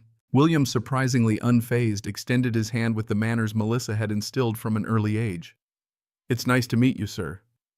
Mitchell's eyebrows rose slightly, apparently impressed by the child's composure. "Well-mannered young man you've raised, Reynolds." Before Thomas could respond, Olivia noticed their arrival and abandoned her coloring project, approaching with uncharacteristic eagerness. "William, you came..." Her face brightened with genuine delight. "Do you want to see the fish pond? There's koi bigger than your arm." William looked to Thomas for permission, excitement battling with the caution he'd been taught about new situations. Thomas nodded and the children disappeared toward the gardens, Olivia leading the way with newfound confidence. "Remarkable," Mitchell observed, watching their departure. "Olivia rarely engages with visitors. Your son must have made quite an impression." Catherine approached, her weekend attire casual by Mitchell standards, still radiating wealth and taste. "Mr. Reynolds, William, thank you for accommodating the short notice." Her tone was professionally cordial, though something warmer flickered in her expression when she mentioned William's name. "Happy to help." Thomas maintained the careful distance their public roles required. "I understand there are some repairs needed." Mitchell clapped him on the shoulder with false camaraderie. "Business later, Reynolds. Join us for lunch first.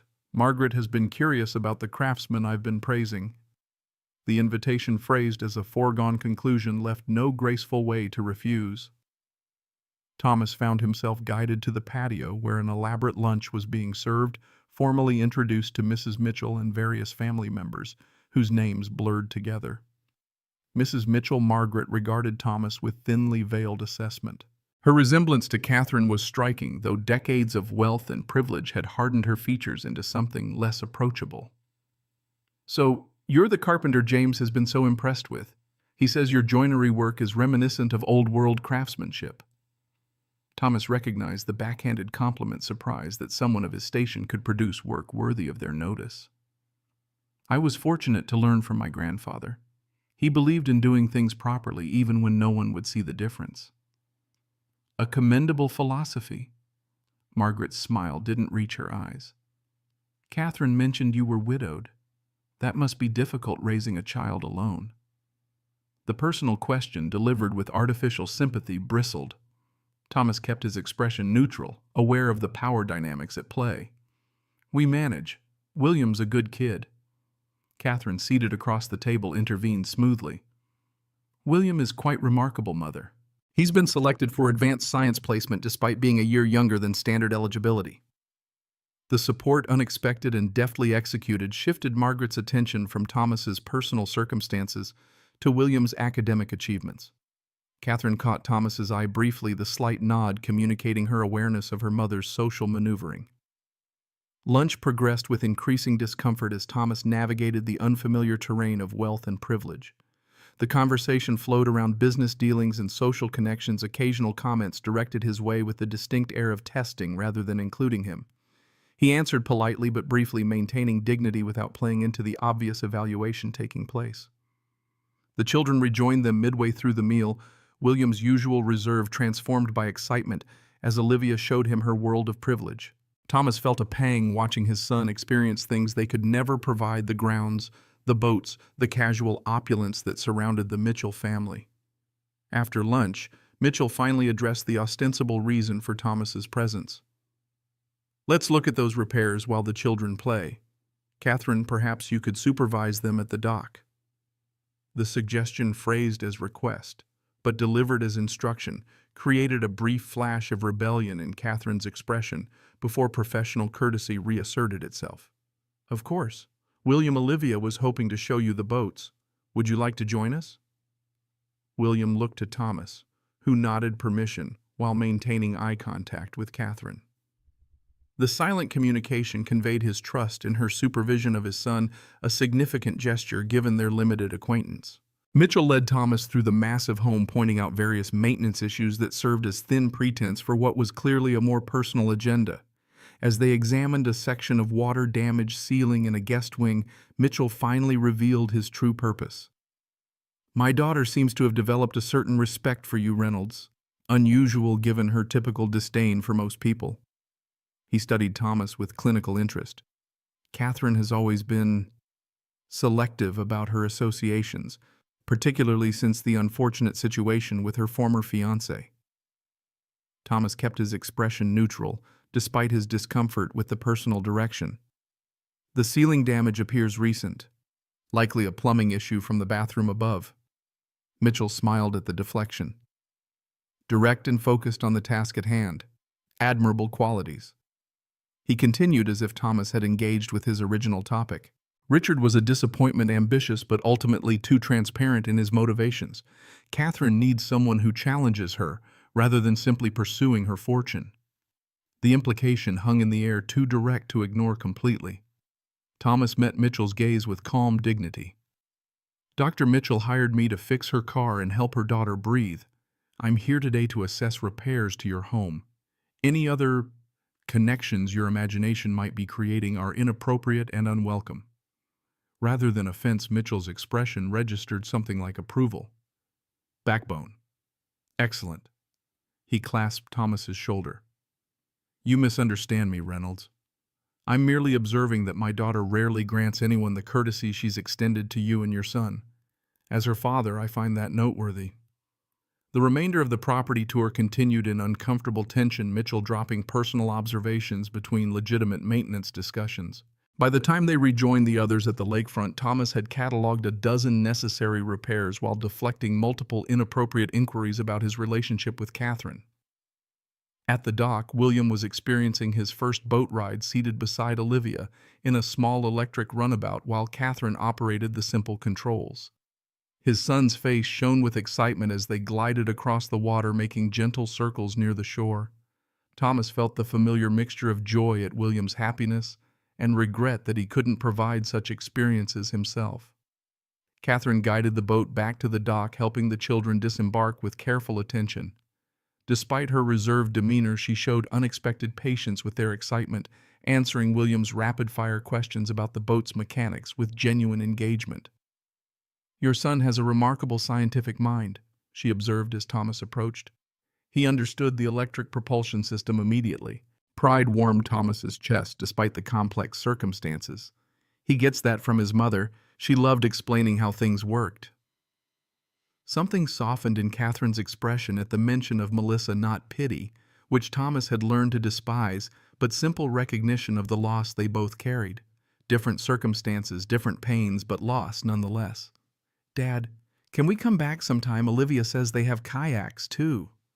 William's enthusiasm created immediate tension, the innocent request highlighting the artificial nature of their presence at the Mitchell estate. Before Thomas could formulate a gentle redirection, Catherine surprised him. "Perhaps next weekend if your father agrees. Olivia has swimming lessons Saturday morning, but the afternoon would work." The invitation, offered without Mitchell's orchestration, caught Thomas off guard. Catherine met his questioning look with calm assurance. This was her choice, not her father's manipulation.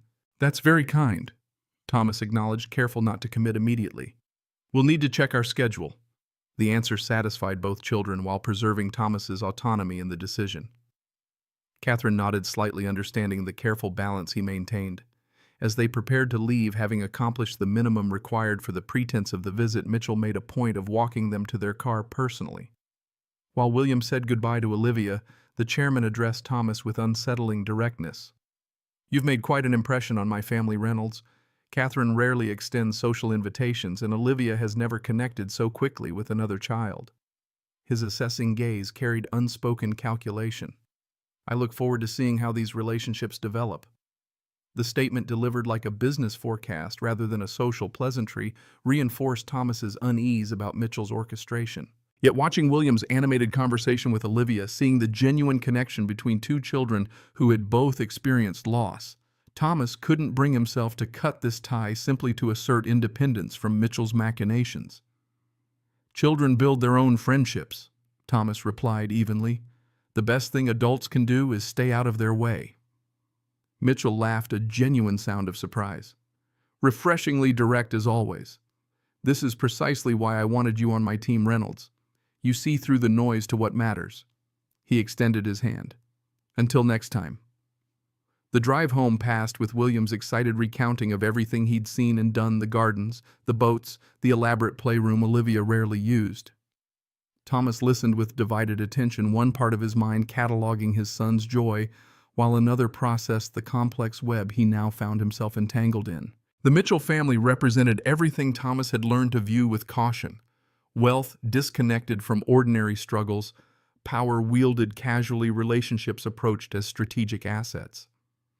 Yet within that calculating framework, genuine human connections had formed William and Olivia's friendship.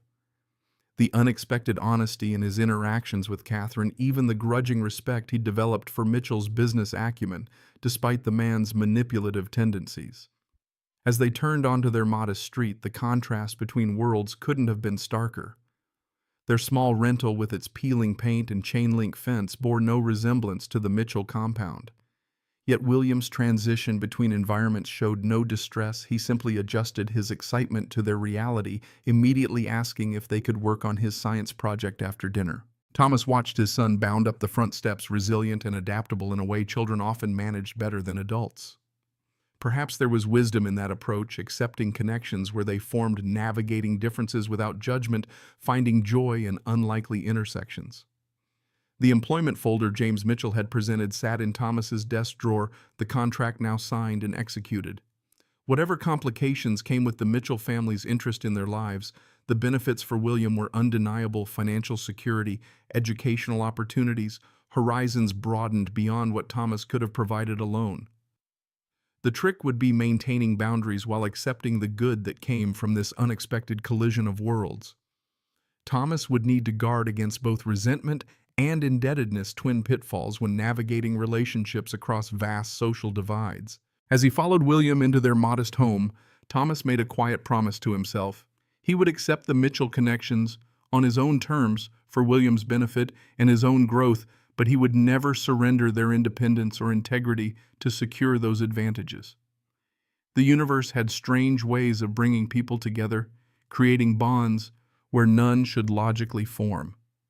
Perhaps this unlikely intersection with the Mitchells represented not manipulation to be resisted, but opportunity to be navigated with eyes wide open. 1 month into Thomas's new position, autumn deepened across Seattle, painting the city in fiery hues that glowed against pewter skies. The rhythm of life had shifted dramatically. Regular hours, financial breathing room, and consistent time with William created a stability Thomas had forgotten was possible. The medical bills that had once dominated their kitchen table now resided in a single folder, a payment plan that would clear the debt in 18 months rather than 20 years. William thrived under the new circumstances. His science project had advanced to the district competition, his reading scores jumped 2 grade levels, and most noticeably, the perpetual caution in his expression had softened. He laughed more easily, requested activities without calculating their cost, and spoke of future possibilities with a child's natural optimism rather than an old soul's resignation. The Mitchell connection had evolved into an unexpected constant. What began as a single weekend visit to the lake house expanded into regular interactions: swimming lessons where William joined Olivia, Sunday afternoon science expeditions organized by Catherine, occasional dinners where the awkward social barriers gradually eroded through the children's natural camaraderie. Catherine remained an enigma, professionally distant in public settings, increasingly authentic in private ones. Thomas had discovered layers beneath her controlled exterior. Brilliant intelligence tempered by dry humor, fierce maternal protection, alongside persistent self-doubt, ambition, counterbalanced by genuine compassion for her patients. The chilly surgeon who'd stood rain-soaked beside her luxury car had revealed herself by careful degrees as a complex woman fighting her own private battles. James Mitchell maintained his unsettling interest in Thomas's integration into the family orbit. Weekly check-ins about property maintenance inevitably veered into personal territory, with Mitchell probing Thomas's interactions with Catherine while maintaining plausible deniability about his intentions. Thomas navigated these conversations carefully, providing minimal information while remaining professionally responsive. The Mitchell matriarch Margaret represented the most consistent opposition. Her Arctic politeness barely concealed disdain for Thomas's presence in their social circle. Each interaction featured subtle reminders of class distinction, references to education. Thomas lacked social connections. He'd never established cultural experiences beyond his background. Thomas weathered these with quiet dignity, neither apologizing for his circumstances nor challenging her assumptions directly. On a rain-swept Thursday morning, Thomas sat in his office reviewing renovation plans for a Mitchell property in Bellevue when his assistant interrupted with unexpected news. James Mitchell had called an emergency board meeting at Seattle Memorial Hospital requiring all senior management's immediate attendance. As facilities director, Thomas's presence was requested to discuss structural concerns that had recently emerged at the hospital's East Wing. The meeting room buzzed with tension when Thomas arrived. Hospital administrators clustered in worried conversation while Mitchell executives reviewed documents with grim focus. James Mitchell himself stood at the window, his reflection in the glass revealing uncharacteristic strain around his eyes. Catherine entered moments after Thomas, her surgical scrubs beneath a white coat, suggesting she'd been called directly from the operating room. The subtle widening of her eyes upon seeing Thomas confirmed this meeting was outside normal protocol. She took the vacant seat beside him, her professional mask firmly in place despite evident confusion. "Any idea what this is about?" Her whispered question carried the faintest edge of concern. Thomas shook his head, equally puzzled by his inclusion in what appeared to be high-level medical administration matters. His role overseeing Mitchell properties rarely intersected with hospital operations. James Mitchell turned from the window, surveying the assembled group with calculating precision. His gaze lingered momentarily on Thomas and Catherine seated side by side before he addressed the room with practiced authority. "Thank you all for coming on short notice. I've received information that requires immediate attention." Mitchell activated a presentation screen displaying the logo of Meridian Healthcare, a multinational corporation known for aggressive acquisition of independent medical facilities. Meridian has made an unsolicited offer to purchase a controlling interest in Seattle Memorial. The announcement sent shockwaves through the room. Hospital administrators exchanged alarmed glances while Mitchell executives maintained careful poker faces, suggesting prior knowledge. Catherine's spine stiffened almost imperceptibly, her knuckles whitening against the conference table. "This offer comes with certain conditions." Mitchell's tone remained businesslike despite the bombshell. "Meridian proposes significant streamlining of operations, including staff reductions, elimination of our community care programs, and restructuring of our research initiatives to focus exclusively on profitable treatment areas." A hospital administrator raised her hand. "Sir, those programs serve vulnerable populations who have nowhere else to go.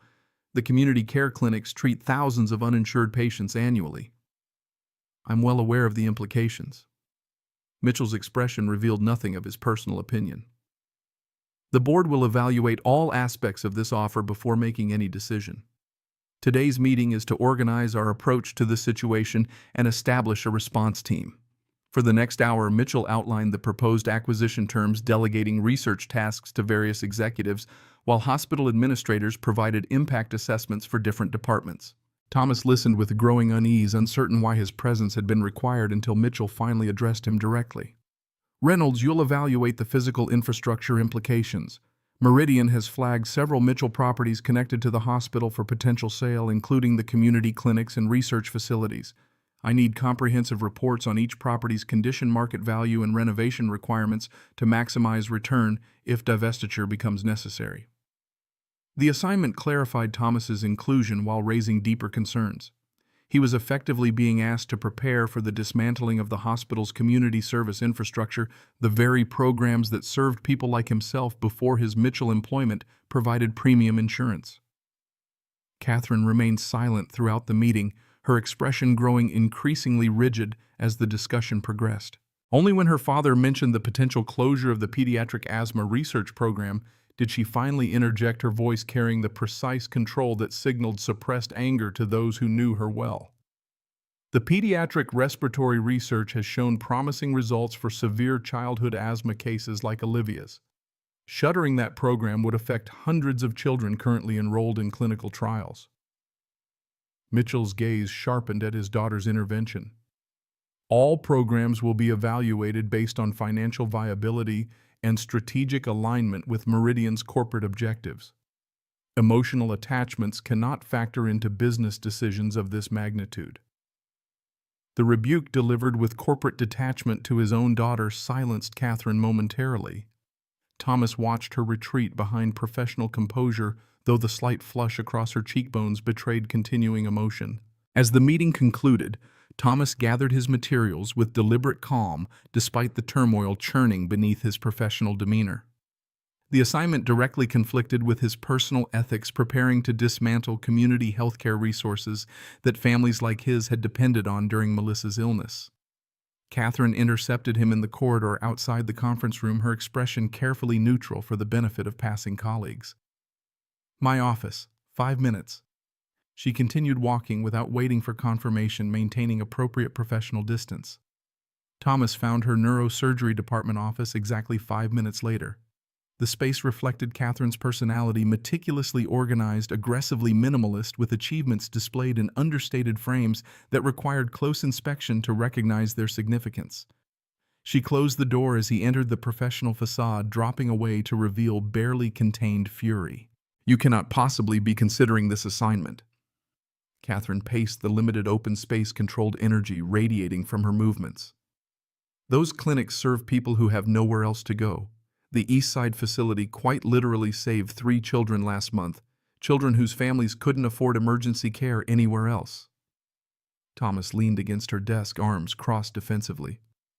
"I'm evaluating buildings, not making closure decisions. It's my job, Catherine. A job my father created specifically to integrate you into his sphere of influence." Catherine stopped pacing to face him directly. "Don't be naive, Thomas. This assignment isn't about property assessment, it's about testing your loyalty.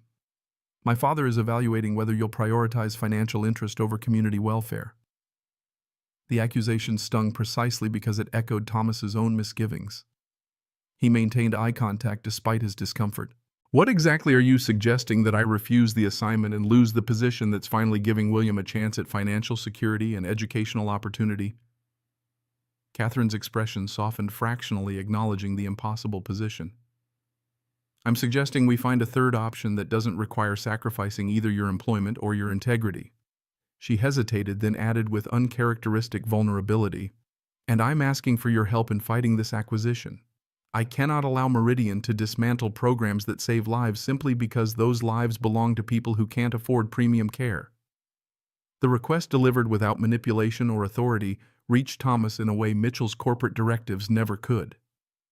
Catherine was asking as a physician committed to her oath, not as a Mitchell enforcing family will. "What did you have in mind?" Catherine's relief was palpable, her shoulders releasing tension she'd carried throughout the meeting. "I need data that demonstrates the true community value of these programs, not just financial metrics, but actual impact on patient outcomes and regional health statistics. The kind of information that might persuade board members who still remember healthcare is supposed to be about health, not just corporate acquisitions." Thomas considered the implications. Helping Catherine meant potentially undermining James Mitchell's business strategy while remaining employed by his company.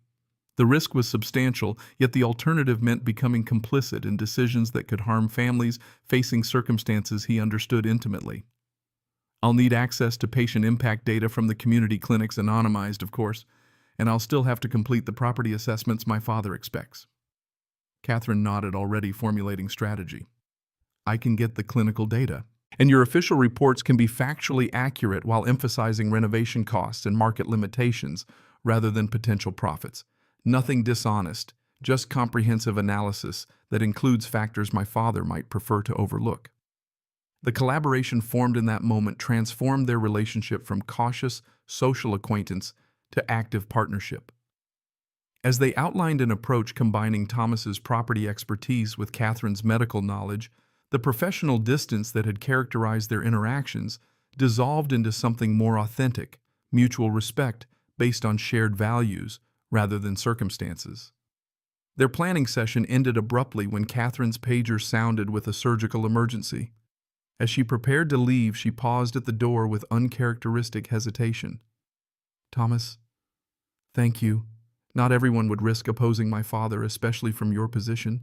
Her expression conveyed understanding of exactly what she was asking him to jeopardize. Your willingness to stand on principle despite potential consequences. It matters. After Catherine's departure, Thomas remained in her office, briefly absorbing the magnitude of what he'd agreed to undertake. James Mitchell wasn't merely Thomas's employer. He was one of Seattle's most powerful businessmen with political connections and financial resources to crush opposition. Subtly undermining his plans carried real risk, yet Thomas couldn't reconcile preparing for clinic closures with the values he hoped to instill in William. Some compromises cost more than they provided, no matter the salary attached. Thomas had learned that lesson watching Melissa fight insurance companies that prioritized profit over patients, witnessing how corporate healthcare decisions transformed human suffering into actuarial calculations.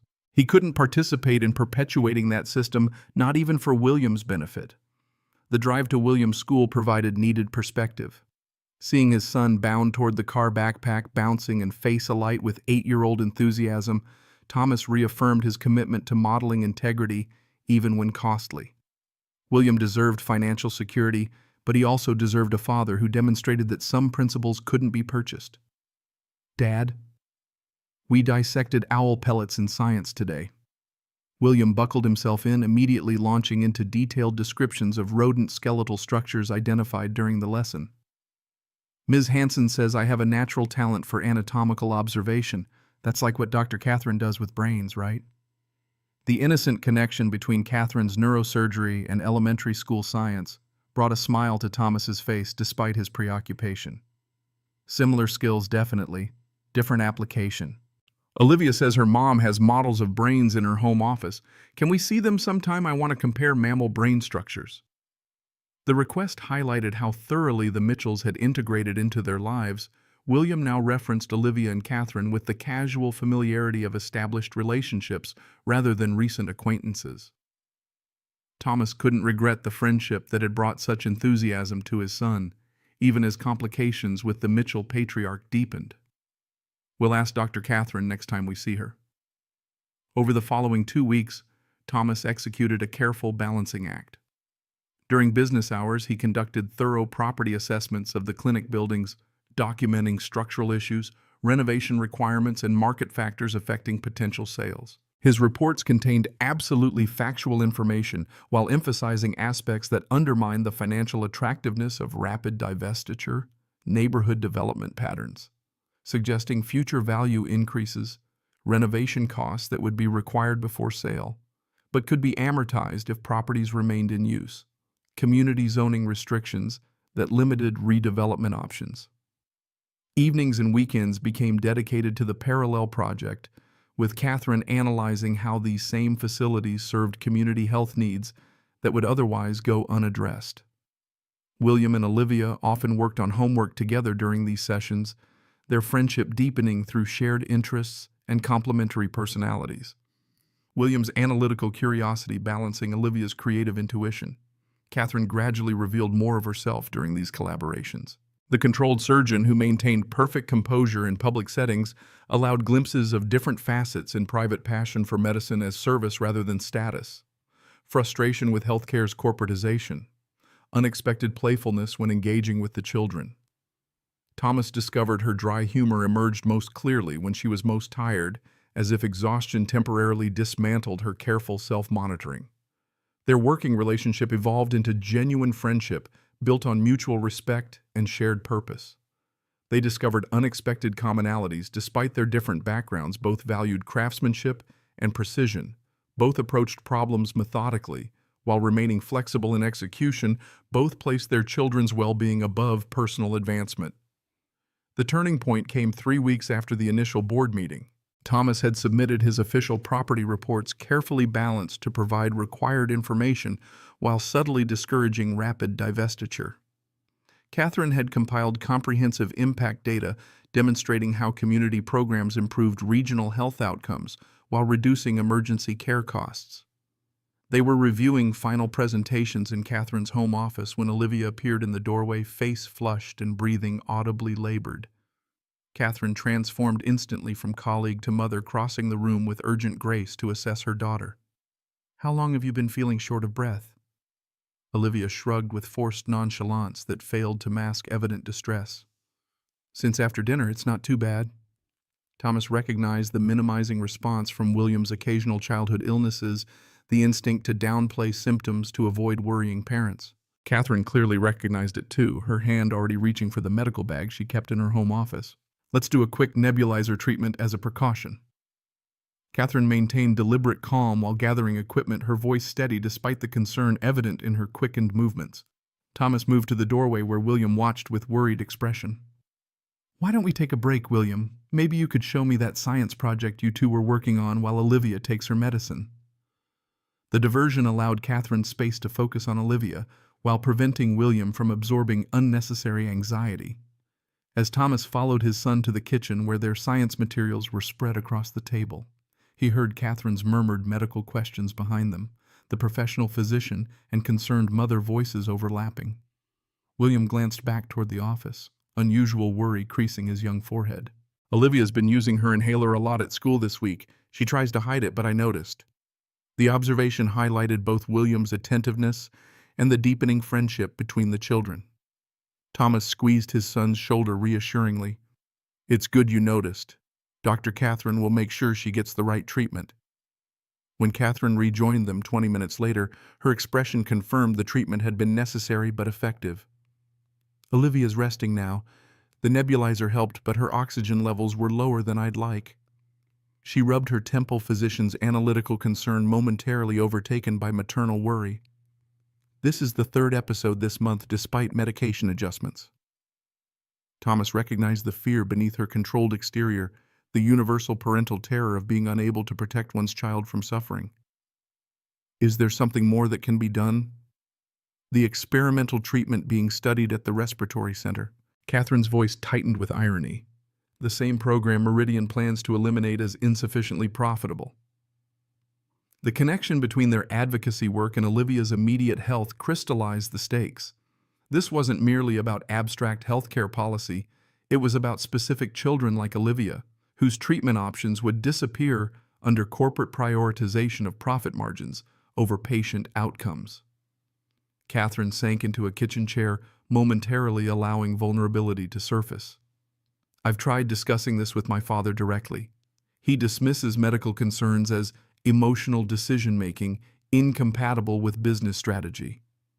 Her voice carried the weight of repeated disappointments in this fundamental disconnect. "He cannot or will not recognize that healthcare fundamentally differs from other industries. The products are human lives." Thomas prepared tea while Catherine regained composure, the domestic gesture acknowledging emotional needs without requiring explicit discussion.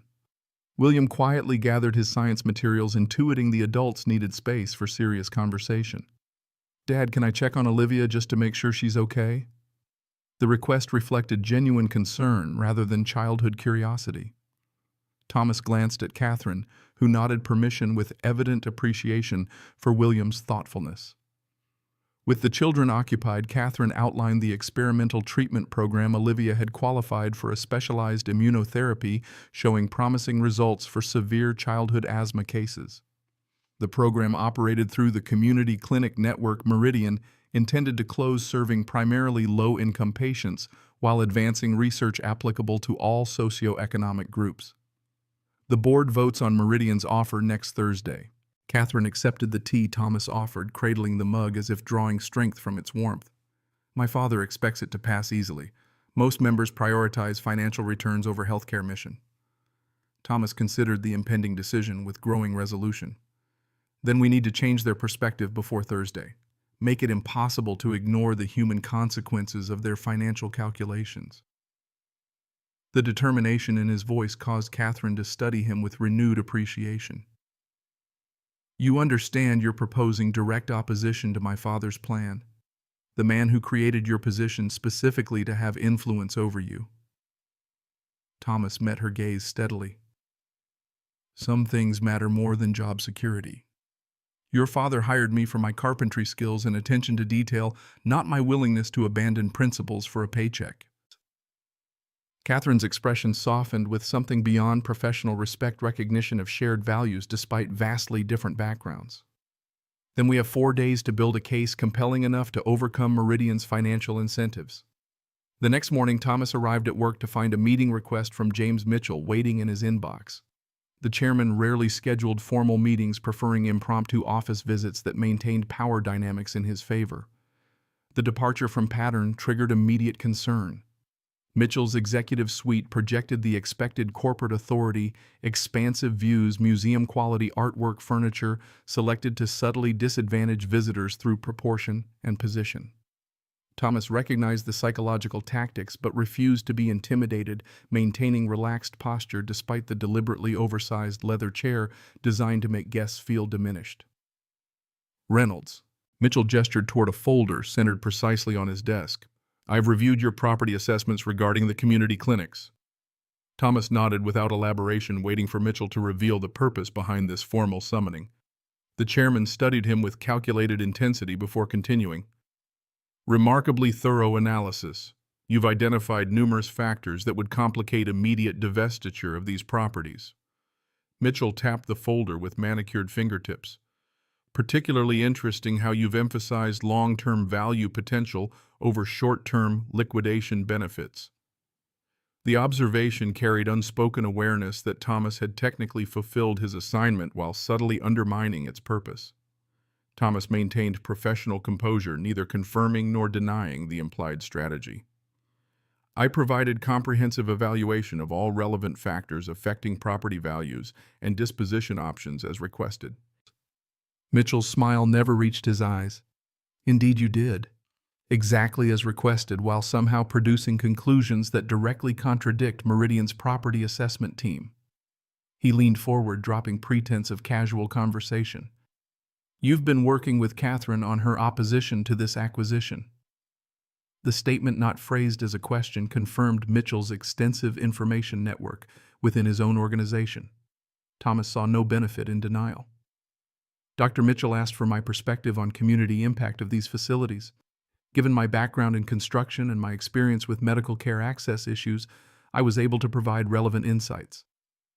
Experience with medical care access. Mitchell repeated the phrase with clinical detachment. You mean your wife's cancer treatment and subsequent financial difficulties? A deeply personal perspective that might cloud objective business assessment. The deliberate reference to Melissa's illness as a professional liability rather than valid experience ignited anger Thomas rarely allowed himself to express. He leaned forward, matching Mitchell's posture with unusual directness. My wife died despite being a healthcare professional with better-than-average insurance coverage and medical connections. Families with fewer resources face impossible choices between treatment and financial survival. That's not emotional bias. It's relevant context for evaluating healthcare facility decisions. The rare display of intensity momentarily disrupted Mitchell's calculated approach. A flicker of genuine surprise crossed his features before corporate composure reasserted itself. Your loyalty to my daughter is admirable if professionally problematic, Mitchell redirected smoothly. Catherine has always led with her heart rather than her head, a trait inherited from her mother rather than me. It makes her an exceptional physician but a poor business strategist. Thomas recognized the implied choice being presented. His continued employment depended on prioritizing Mitchell's business objectives over Catherine's medical ethics, corporate loyalty above personal integrity. The decision had crystallized long before this meeting. With respect, sir, your daughter's medical judgment saved Olivia during her asthma attack. Her commitment to ethical patient care reflects the values that should guide healthcare decisions, including business aspects. Thomas met Mitchell's gaze directly. I was hired for my professional expertise and judgment. If those qualities are no longer desired, I'll tender my resignation immediately. The declaration hung between them, fundamentally altering their power dynamic. Mitchell studied Thomas with renewed calculation, apparently reassessing his initial assumptions. Interesting. You'd sacrifice financial security and your son's educational opportunities on principle. Mitchell's tone suggested he found this choice genuinely perplexing rather than admirable. Catherine said you would. I had my doubts. The revelation that they'd been discussing him privately unsettled Thomas briefly before Mitchell continued. You misunderstand the situation, Reynolds. I didn't summon you to threaten your position. I called you here because your property analysis combined with Catherine's medical impact data presents complications for the Meridian acquisition that require reconsideration. Thomas maintained careful neutrality despite growing confusion.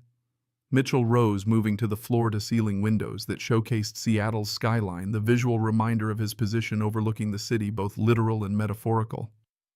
I built Mitchell Medical from a single clinic to a regional healthcare leader. That construction required prioritizing financial stability alongside medical excellence, balancing competing imperatives that Catherine's purely medical perspective sometimes overlooks.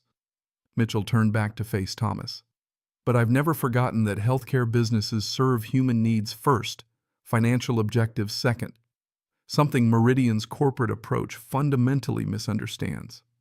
The statement directly contradicted Mitchell's previous presentation to the board. Thomas remained silent, sensing a strategic pivot underway, rather than genuine ethical revelation. Your property analysis identified significant hidden value in our community clinic network value Meridian intends to eliminate for short-term profit. Catherine's medical impact data demonstrates how these unprofitable facilities actually reduce overall system costs while improving outcomes. Mitchell returned to his desk with renewed focus. Together, you've provided the ammunition needed to reject Meridian's offer while preserving Mitchell Medical's independence and community programs. Realization dawned gradually. Mitchell hadn't opposed their efforts. He had orchestrated them, creating the conditions for exactly the outcome they'd worked to achieve independently. You never intended to accept Meridian's offer. Thomas spoke the conclusion aloud, reassessing weeks of apparent conflict. You needed compelling justification for rejection that would satisfy board members focused solely on financial returns. Mitchell's expression confirmed the assessment without directly acknowledging manipulation. Catherine needed a partner with both practical expertise and personal stake in community healthcare access. Someone who would approach the situation with both analytical skill and appropriate ethical motivation. His smile remained calculating but carried newfound respect. You performed exactly as anticipated, Reynolds. Precisely why I created your position and ensured your integration into our family circle. The revelation of Mitchell's elaborate strategy using Thomas and Catherine as unwitting allies in his own corporate chess game should have felt exploitative. Instead, Thomas found himself reassessing the man's methods and motivations with newfound complexity. James Mitchell operated through manipulation and strategic calculation rather than transparent collaboration, yet his ultimate objectives aligned with the ethical outcome Thomas and Catherine had fought to achieve. The board meeting Thursday will proceed as scheduled, Mitchell confirmed, with you and Catherine presenting your combined findings as the foundation for rejecting Meridian's offer. The board will vote to maintain independence and continue community programs with certain operational adjustments to ensure long-term sustainability. Thomas processed the implications of this unexpected alliance with the man whose methods he had fundamentally distrusted. And if we had reached different conclusions, supported Meridian's offer instead of opposing it? Mitchell's expression hardened momentarily. That outcome was never a statistical possibility given proper personnel selection. I chose you specifically because your background guaranteed particular ethical priorities. His tone carried the confidence of someone accustomed to manipulating circumstances, rather than accepting random outcomes. Catherine provided medical expertise. You provided practical property assessment and personal conviction. I merely created conditions for your natural collaboration. The board meeting Thursday unfolded exactly as Mitchell had predicted. Thomas presented his property analysis demonstrating the clinic network's long-term value in community integration. Catherine followed with comprehensive medical impact data showing how these unprofitable facilities actually reduce system-wide costs while improving patient outcomes. Board members initially focused on financial returns, gradually shifted perspective as the presentation connected abstract numbers to concrete human consequences. When the final vote rejected Meridian's offer in favor of maintaining independence with operational adjustments, Catherine's expression reflected genuine triumph untainted by knowledge of her father's manipulation. Thomas maintained professional composure despite the complex mixture of satisfaction with the outcome and discomfort with Mitchell's methods. After the meeting, Catherine approached Thomas in the corridor outside the boardroom professional reserve temporarily abandoned in the wake of their shared victory. "We actually did it." Her voice carried rare, unguarded emotion. "The respiratory research program is safe. Community clinics will remain open." The implications for Olivia's treatment remained unspoken, but evident in Catherine's momentary vulnerability. Thomas shared her genuine satisfaction while carrying the additional burden of knowing Mitchell had orchestrated their campaign from the beginning. The chairman watched their interaction from across the corridor with the calculating assessment of a chess master whose pieces had moved according to design. Catherine followed Thomas's gaze, intuiting the unspoken complexity. "He manipulated us, didn't he?" Her question held resignation rather than surprise. "Set up the entire situation to achieve exactly this outcome while maintaining plausible deniability." Thomas considered honesty versus discretion, ultimately choosing transparency. "He claims he selected me specifically knowing we'd work together to oppose Meridian. Created my position partially for that purpose." Rather than anger, Catherine's expression reflected weary familiarity with her father's methods. "That's how he operates, moving people like game pieces while convincing himself the manipulation serves ultimate good." She sighed, the victory momentarily tarnished by recognition of her father's orchestration. "The worst part is he's not entirely wrong. The outcome benefits patients who need these services. His methods just never acknowledge human agency or dignity in the process." The insight into Mitchell family dynamics deepened Thomas's understanding of Catherine's careful independence, her insistence on transparency, her resistance to her father's influence despite sharing many of his objectives. She had spent a lifetime maintaining ethical boundaries against manipulation disguised as pragmatism. "The outcome matters," Thomas affirmed, redirecting focus to their achievement rather than Mitchell's methods. "Those clinics will continue serving people who have nowhere else to go. Children like Olivia will have access to experimental treatments regardless of their parents' financial resources." Catherine's expression softened with renewed purpose. "You're right. Whatever my father's machinations, we protected something vital." She glanced back toward the boardroom where Mitchell conducted post-meeting discussions with board members. "I just wish sometimes he could achieve worthy goals through straightforward means rather than elaborate manipulation." That evening, Thomas received an unexpected text message from Catherine while helping William with science homework. Her typically formal communication style had shifted to urgent brevity. "Olivia in ER, severe asthma attack during swim lesson, Seattle Memorial. Don't tell William yet." Thomas arranged for Mrs. Abernathy to watch William with deliberate calm, explaining he needed to handle a work emergency without mentioning Olivia's hospitalization. His son accepted the explanation with the resilient adaptability of children accustomed to parental responsibilities, occasionally superseding planned activities. The pediatric emergency department hummed with controlled urgency when Thomas arrived. He identified himself at the reception desk as family friend of Olivia Mitchell, the relationship designation feeling simultaneously inadequate and accurate given their complex connection. A nurse directed him to a treatment room where Catherine stood beside a hospital bed, maintaining clinical composure as medical staff attended to Olivia. The little girl's face was partially obscured by an oxygen mask, her usual vibrant presence diminished by respiratory distress. Monitoring equipment displayed vital signs that meant little to Thomas beyond the obvious indication of serious medical concern.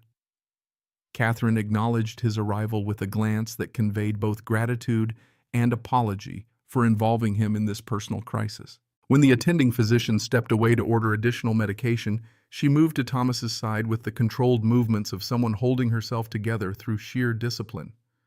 "Thank you for coming." Her voice maintained professional steadiness, while her eyes revealed profound fear. The attack came on suddenly during swim practice. Oxygen levels dropped dangerously before they could administer emergency medication. Thomas recognized the clinical description as Catherine's coping mechanism, translating terrifying parental emotion into manageable medical terminology. "How can I help?" "Just being here helps." The simple admission revealed how thoroughly their lives had intertwined over the past months. "They're admitting her overnight for observation. The experimental treatment we fought to preserve, they're administering the first dose once she stabilizes." The connection between their advocacy work and Olivia's immediate care created poignant context for their recent victory. Thomas placed his hand on Catherine's shoulder, offering silent support as she maintained the careful balance between physician's knowledge and mother's fear. "She's going to be okay." Thomas spoke with quiet conviction born from his own experiences with medical crisis. "You're making sure she has access to the best possible care." Catherine's composure wavered briefly, professional control momentarily surrendering to parental vulnerability. "I know every medical detail of what's happening, yet I still feel helpless watching her struggle to breathe." She straightened, discipline reasserting itself as medical staff returned with additional treatment. "Would you stay just for a while?" The request, delivered with uncharacteristic uncertainty, revealed how deeply Catherine valued his presence despite her typical self-sufficiency. Thomas nodded without hesitation. "As long as you need." Hours passed in the peculiar suspended reality of hospital time.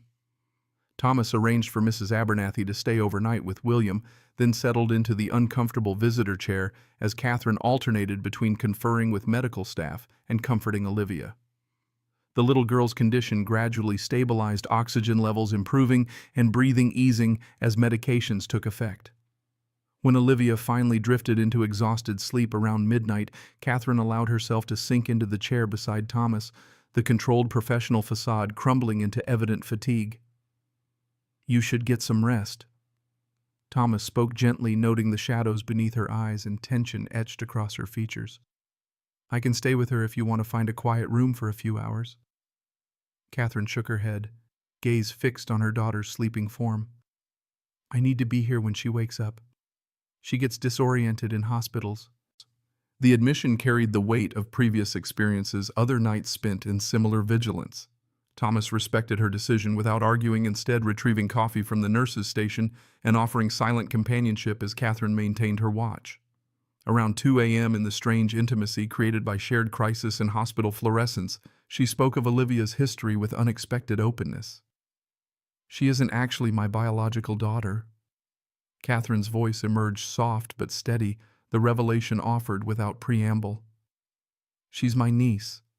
My sister Emma died in a car accident when Olivia was 5. There was no father in the picture. Emma was a single mother like me, though through choice rather than circumstance." The disclosure explained subtle discrepancies Thomas had noticed, but never questioned the lack of physical resemblance between Catherine and Olivia, certain awkward moments when discussing family history, the occasionally formal interactions that seemed unusual between mother and daughter.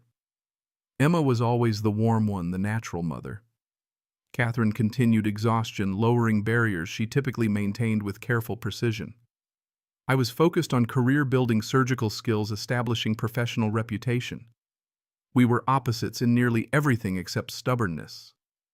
Thomas listened without interruption, recognizing the rare gift of Catherine's unguarded confidence.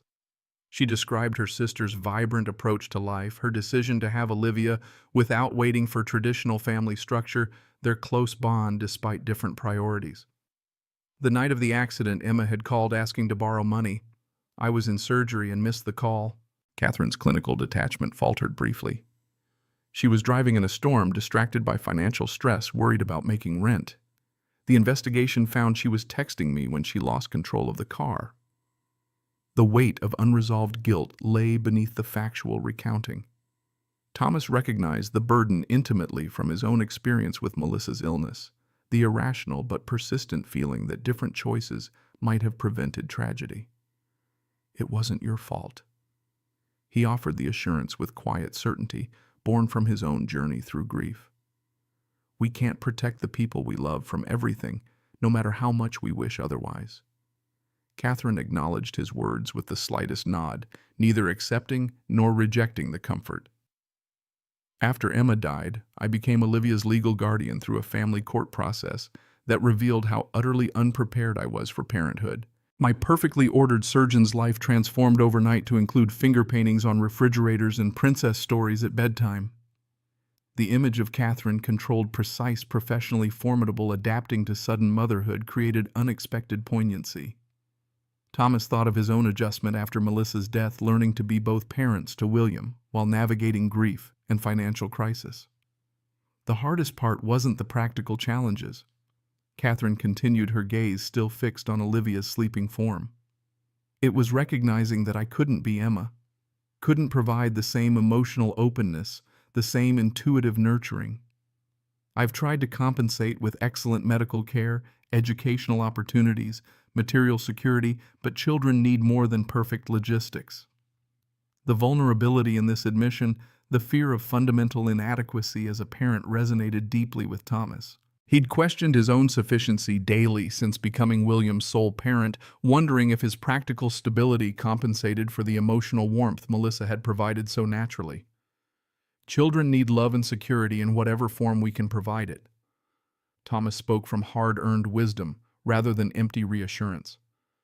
"Different doesn't mean inadequate. Olivia knows you chose to become her mother when circumstances didn't require it. That commitment matters more than whether you match some ideal parenting model." Catherine finally turned from Olivia to meet Thomas's gaze directly. Something shifted in her expression, professional distance yielding to genuine connection based on shared experience rather than circumstance. "Thank you for being here tonight." The simple gratitude carried layers of meaning beyond the immediate crisis. "For understanding without requiring explanation." The moment stretched between them, unexpectedly intimate in the antiseptic hospital setting. Thomas recognized the rarity of Catherine's openness, this carefully controlled woman, allowing genuine vulnerability rather than calculated disclosure. Morning arrived with improved medical news. Olivia's condition stabilized significantly overnight, the experimental treatment showing promising early response. When William arrived with Mrs. Abernathy after school, his careful self-control at seeing his friend in a hospital bed revealed the depth of concern he'd maintained throughout the day despite limited information. "I brought your favorite constellation book." William placed the astronomy guide on Olivia's bedside table with solemn ceremony. "And I took notes in science class so you won't fall behind." The thoughtfulness in these gestures, addressing both emotional comfort and practical concerns, reflected William's developing empathy. Thomas watched with quiet pride as his son pulled a chair beside Olivia's bed, launching into detailed descriptions of the day's lessons with deliberate enthusiasm, clearly intended to distract his friend from medical discomfort. Catherine observed the interaction with evident appreciation, the strain of overnight vigilance temporarily eased by William's natural ability to engage Olivia. She moved to stand beside Thomas in the doorway, watching their children with shared understanding. "He's remarkably intuitive about what she needs." Catherine's observation carried professional assessment alongside maternal gratitude. "Most children his age would be uncomfortable or overly curious about the medical equipment. He's focused entirely on making her feel normal." Thomas nodded, equally impressed by his son's instinctive kindness. "Melissa was like that, could always sense exactly what patients needed beyond medical care. William seems to have inherited that gift." The casual reference to Melissa emerged without the usual accompanying pain, an observation rather than reopened wound. Thomas realized with quiet surprise that he'd begun speaking of her naturally, memories integrating into present conversations without sharp grief edges. The healing had happened gradually, almost imperceptibly, until suddenly he could reference her gifts with appreciation rather than anguish. Catherine seemed to recognize the significance of this casual mention, her expression softening with understanding. "Olivia asked earlier if William could stay for dinner. They're serving it in an hour, though I use the term serving generously for hospital food." The invitation acknowledged their evolving relationship, no longer emergency acquaintances or professional colleagues, but something approaching genuine family friendship. Thomas accepted with simple gratitude, recognizing how thoroughly the Mitchells had integrated into their lives despite vastly different circumstances. That evening established a pattern that continued throughout Olivia's 3-day hospitalization. Thomas and William visited after school and work, bringing homework books and welcome distraction from medical routines. Catherine maintained her surgical schedule during days while spending nights in Olivia's hospital room, the demanding balance demonstrating her commitment to both professional responsibility and maternal presence. On the afternoon of discharge, Thomas arrived to find Catherine completing paperwork while Olivia eagerly gathered her belongings. The improvement in the child's condition was remarkable. Color returned to her cheeks, breathing unlabored energy restored to typical 7-year-old levels. The treatment protocol shows significant promise. Catherine spoke with the measured optimism of a physician rather than a parent's unbridled relief. Her pulmonary function tests improved 30% since admission. The research program you helped save may have fundamentally changed her prognosis. The connection between their advocacy work and Olivia's tangible medical improvement created profound satisfaction. Their efforts had preserved not only abstract healthcare access for unnamed community members, but direct treatment for this specific child they both cared about deeply. As they prepared to leave the hospital, James Mitchell appeared unexpectedly in the corridor outside Olivia's room. His typical corporate authority seemed slightly diminished in the medical setting, his bespoke suit incongruous against the clinical backdrop of hospital equipment. Catherine's expression registered surprise at her father's appearance, apparently an unusual occurrence during Olivia's medical crises. "I came to assist with discharge arrangements." Mitchell's explanation sounded rehearsed, his discomfort in the hospital environment evident beneath professional composure. "The car is waiting downstairs whenever Olivia is ready." Catherine accepted this unexpected support with cautious appreciation. "Thank you. We were just finishing paperwork." Mitchell turned to Thomas with the assessing gaze that characterized their interactions. "Reynolds, I understand you've been providing substantial support during this hospitalization." The acknowledgement carried uncharacteristic respect beneath the formal phrasing. "Catherine mentioned your son has been particularly helpful with Olivia's emotional well-being." Thomas nodded, maintaining appropriate professional distance despite the personal context. "William and Olivia have become good friends. He wanted to help her feel better." Mitchell studied Thomas with renewed calculation, apparently reassessing previous assumptions. "Family emergencies reveal character more accurately than business negotiations. Your presence here without obligation or expectation demonstrates principles I've come to appreciate in our professional relationship." The acknowledgement, delivered with corporate formality but genuine sentiment, suggested evolving respect rather than strategic manipulation.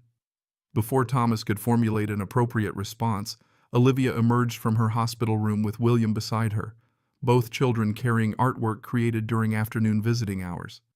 Mitchell's demeanor transformed subtly at his granddaughter's appearance, corporate authority yielding fractionally to familial concern.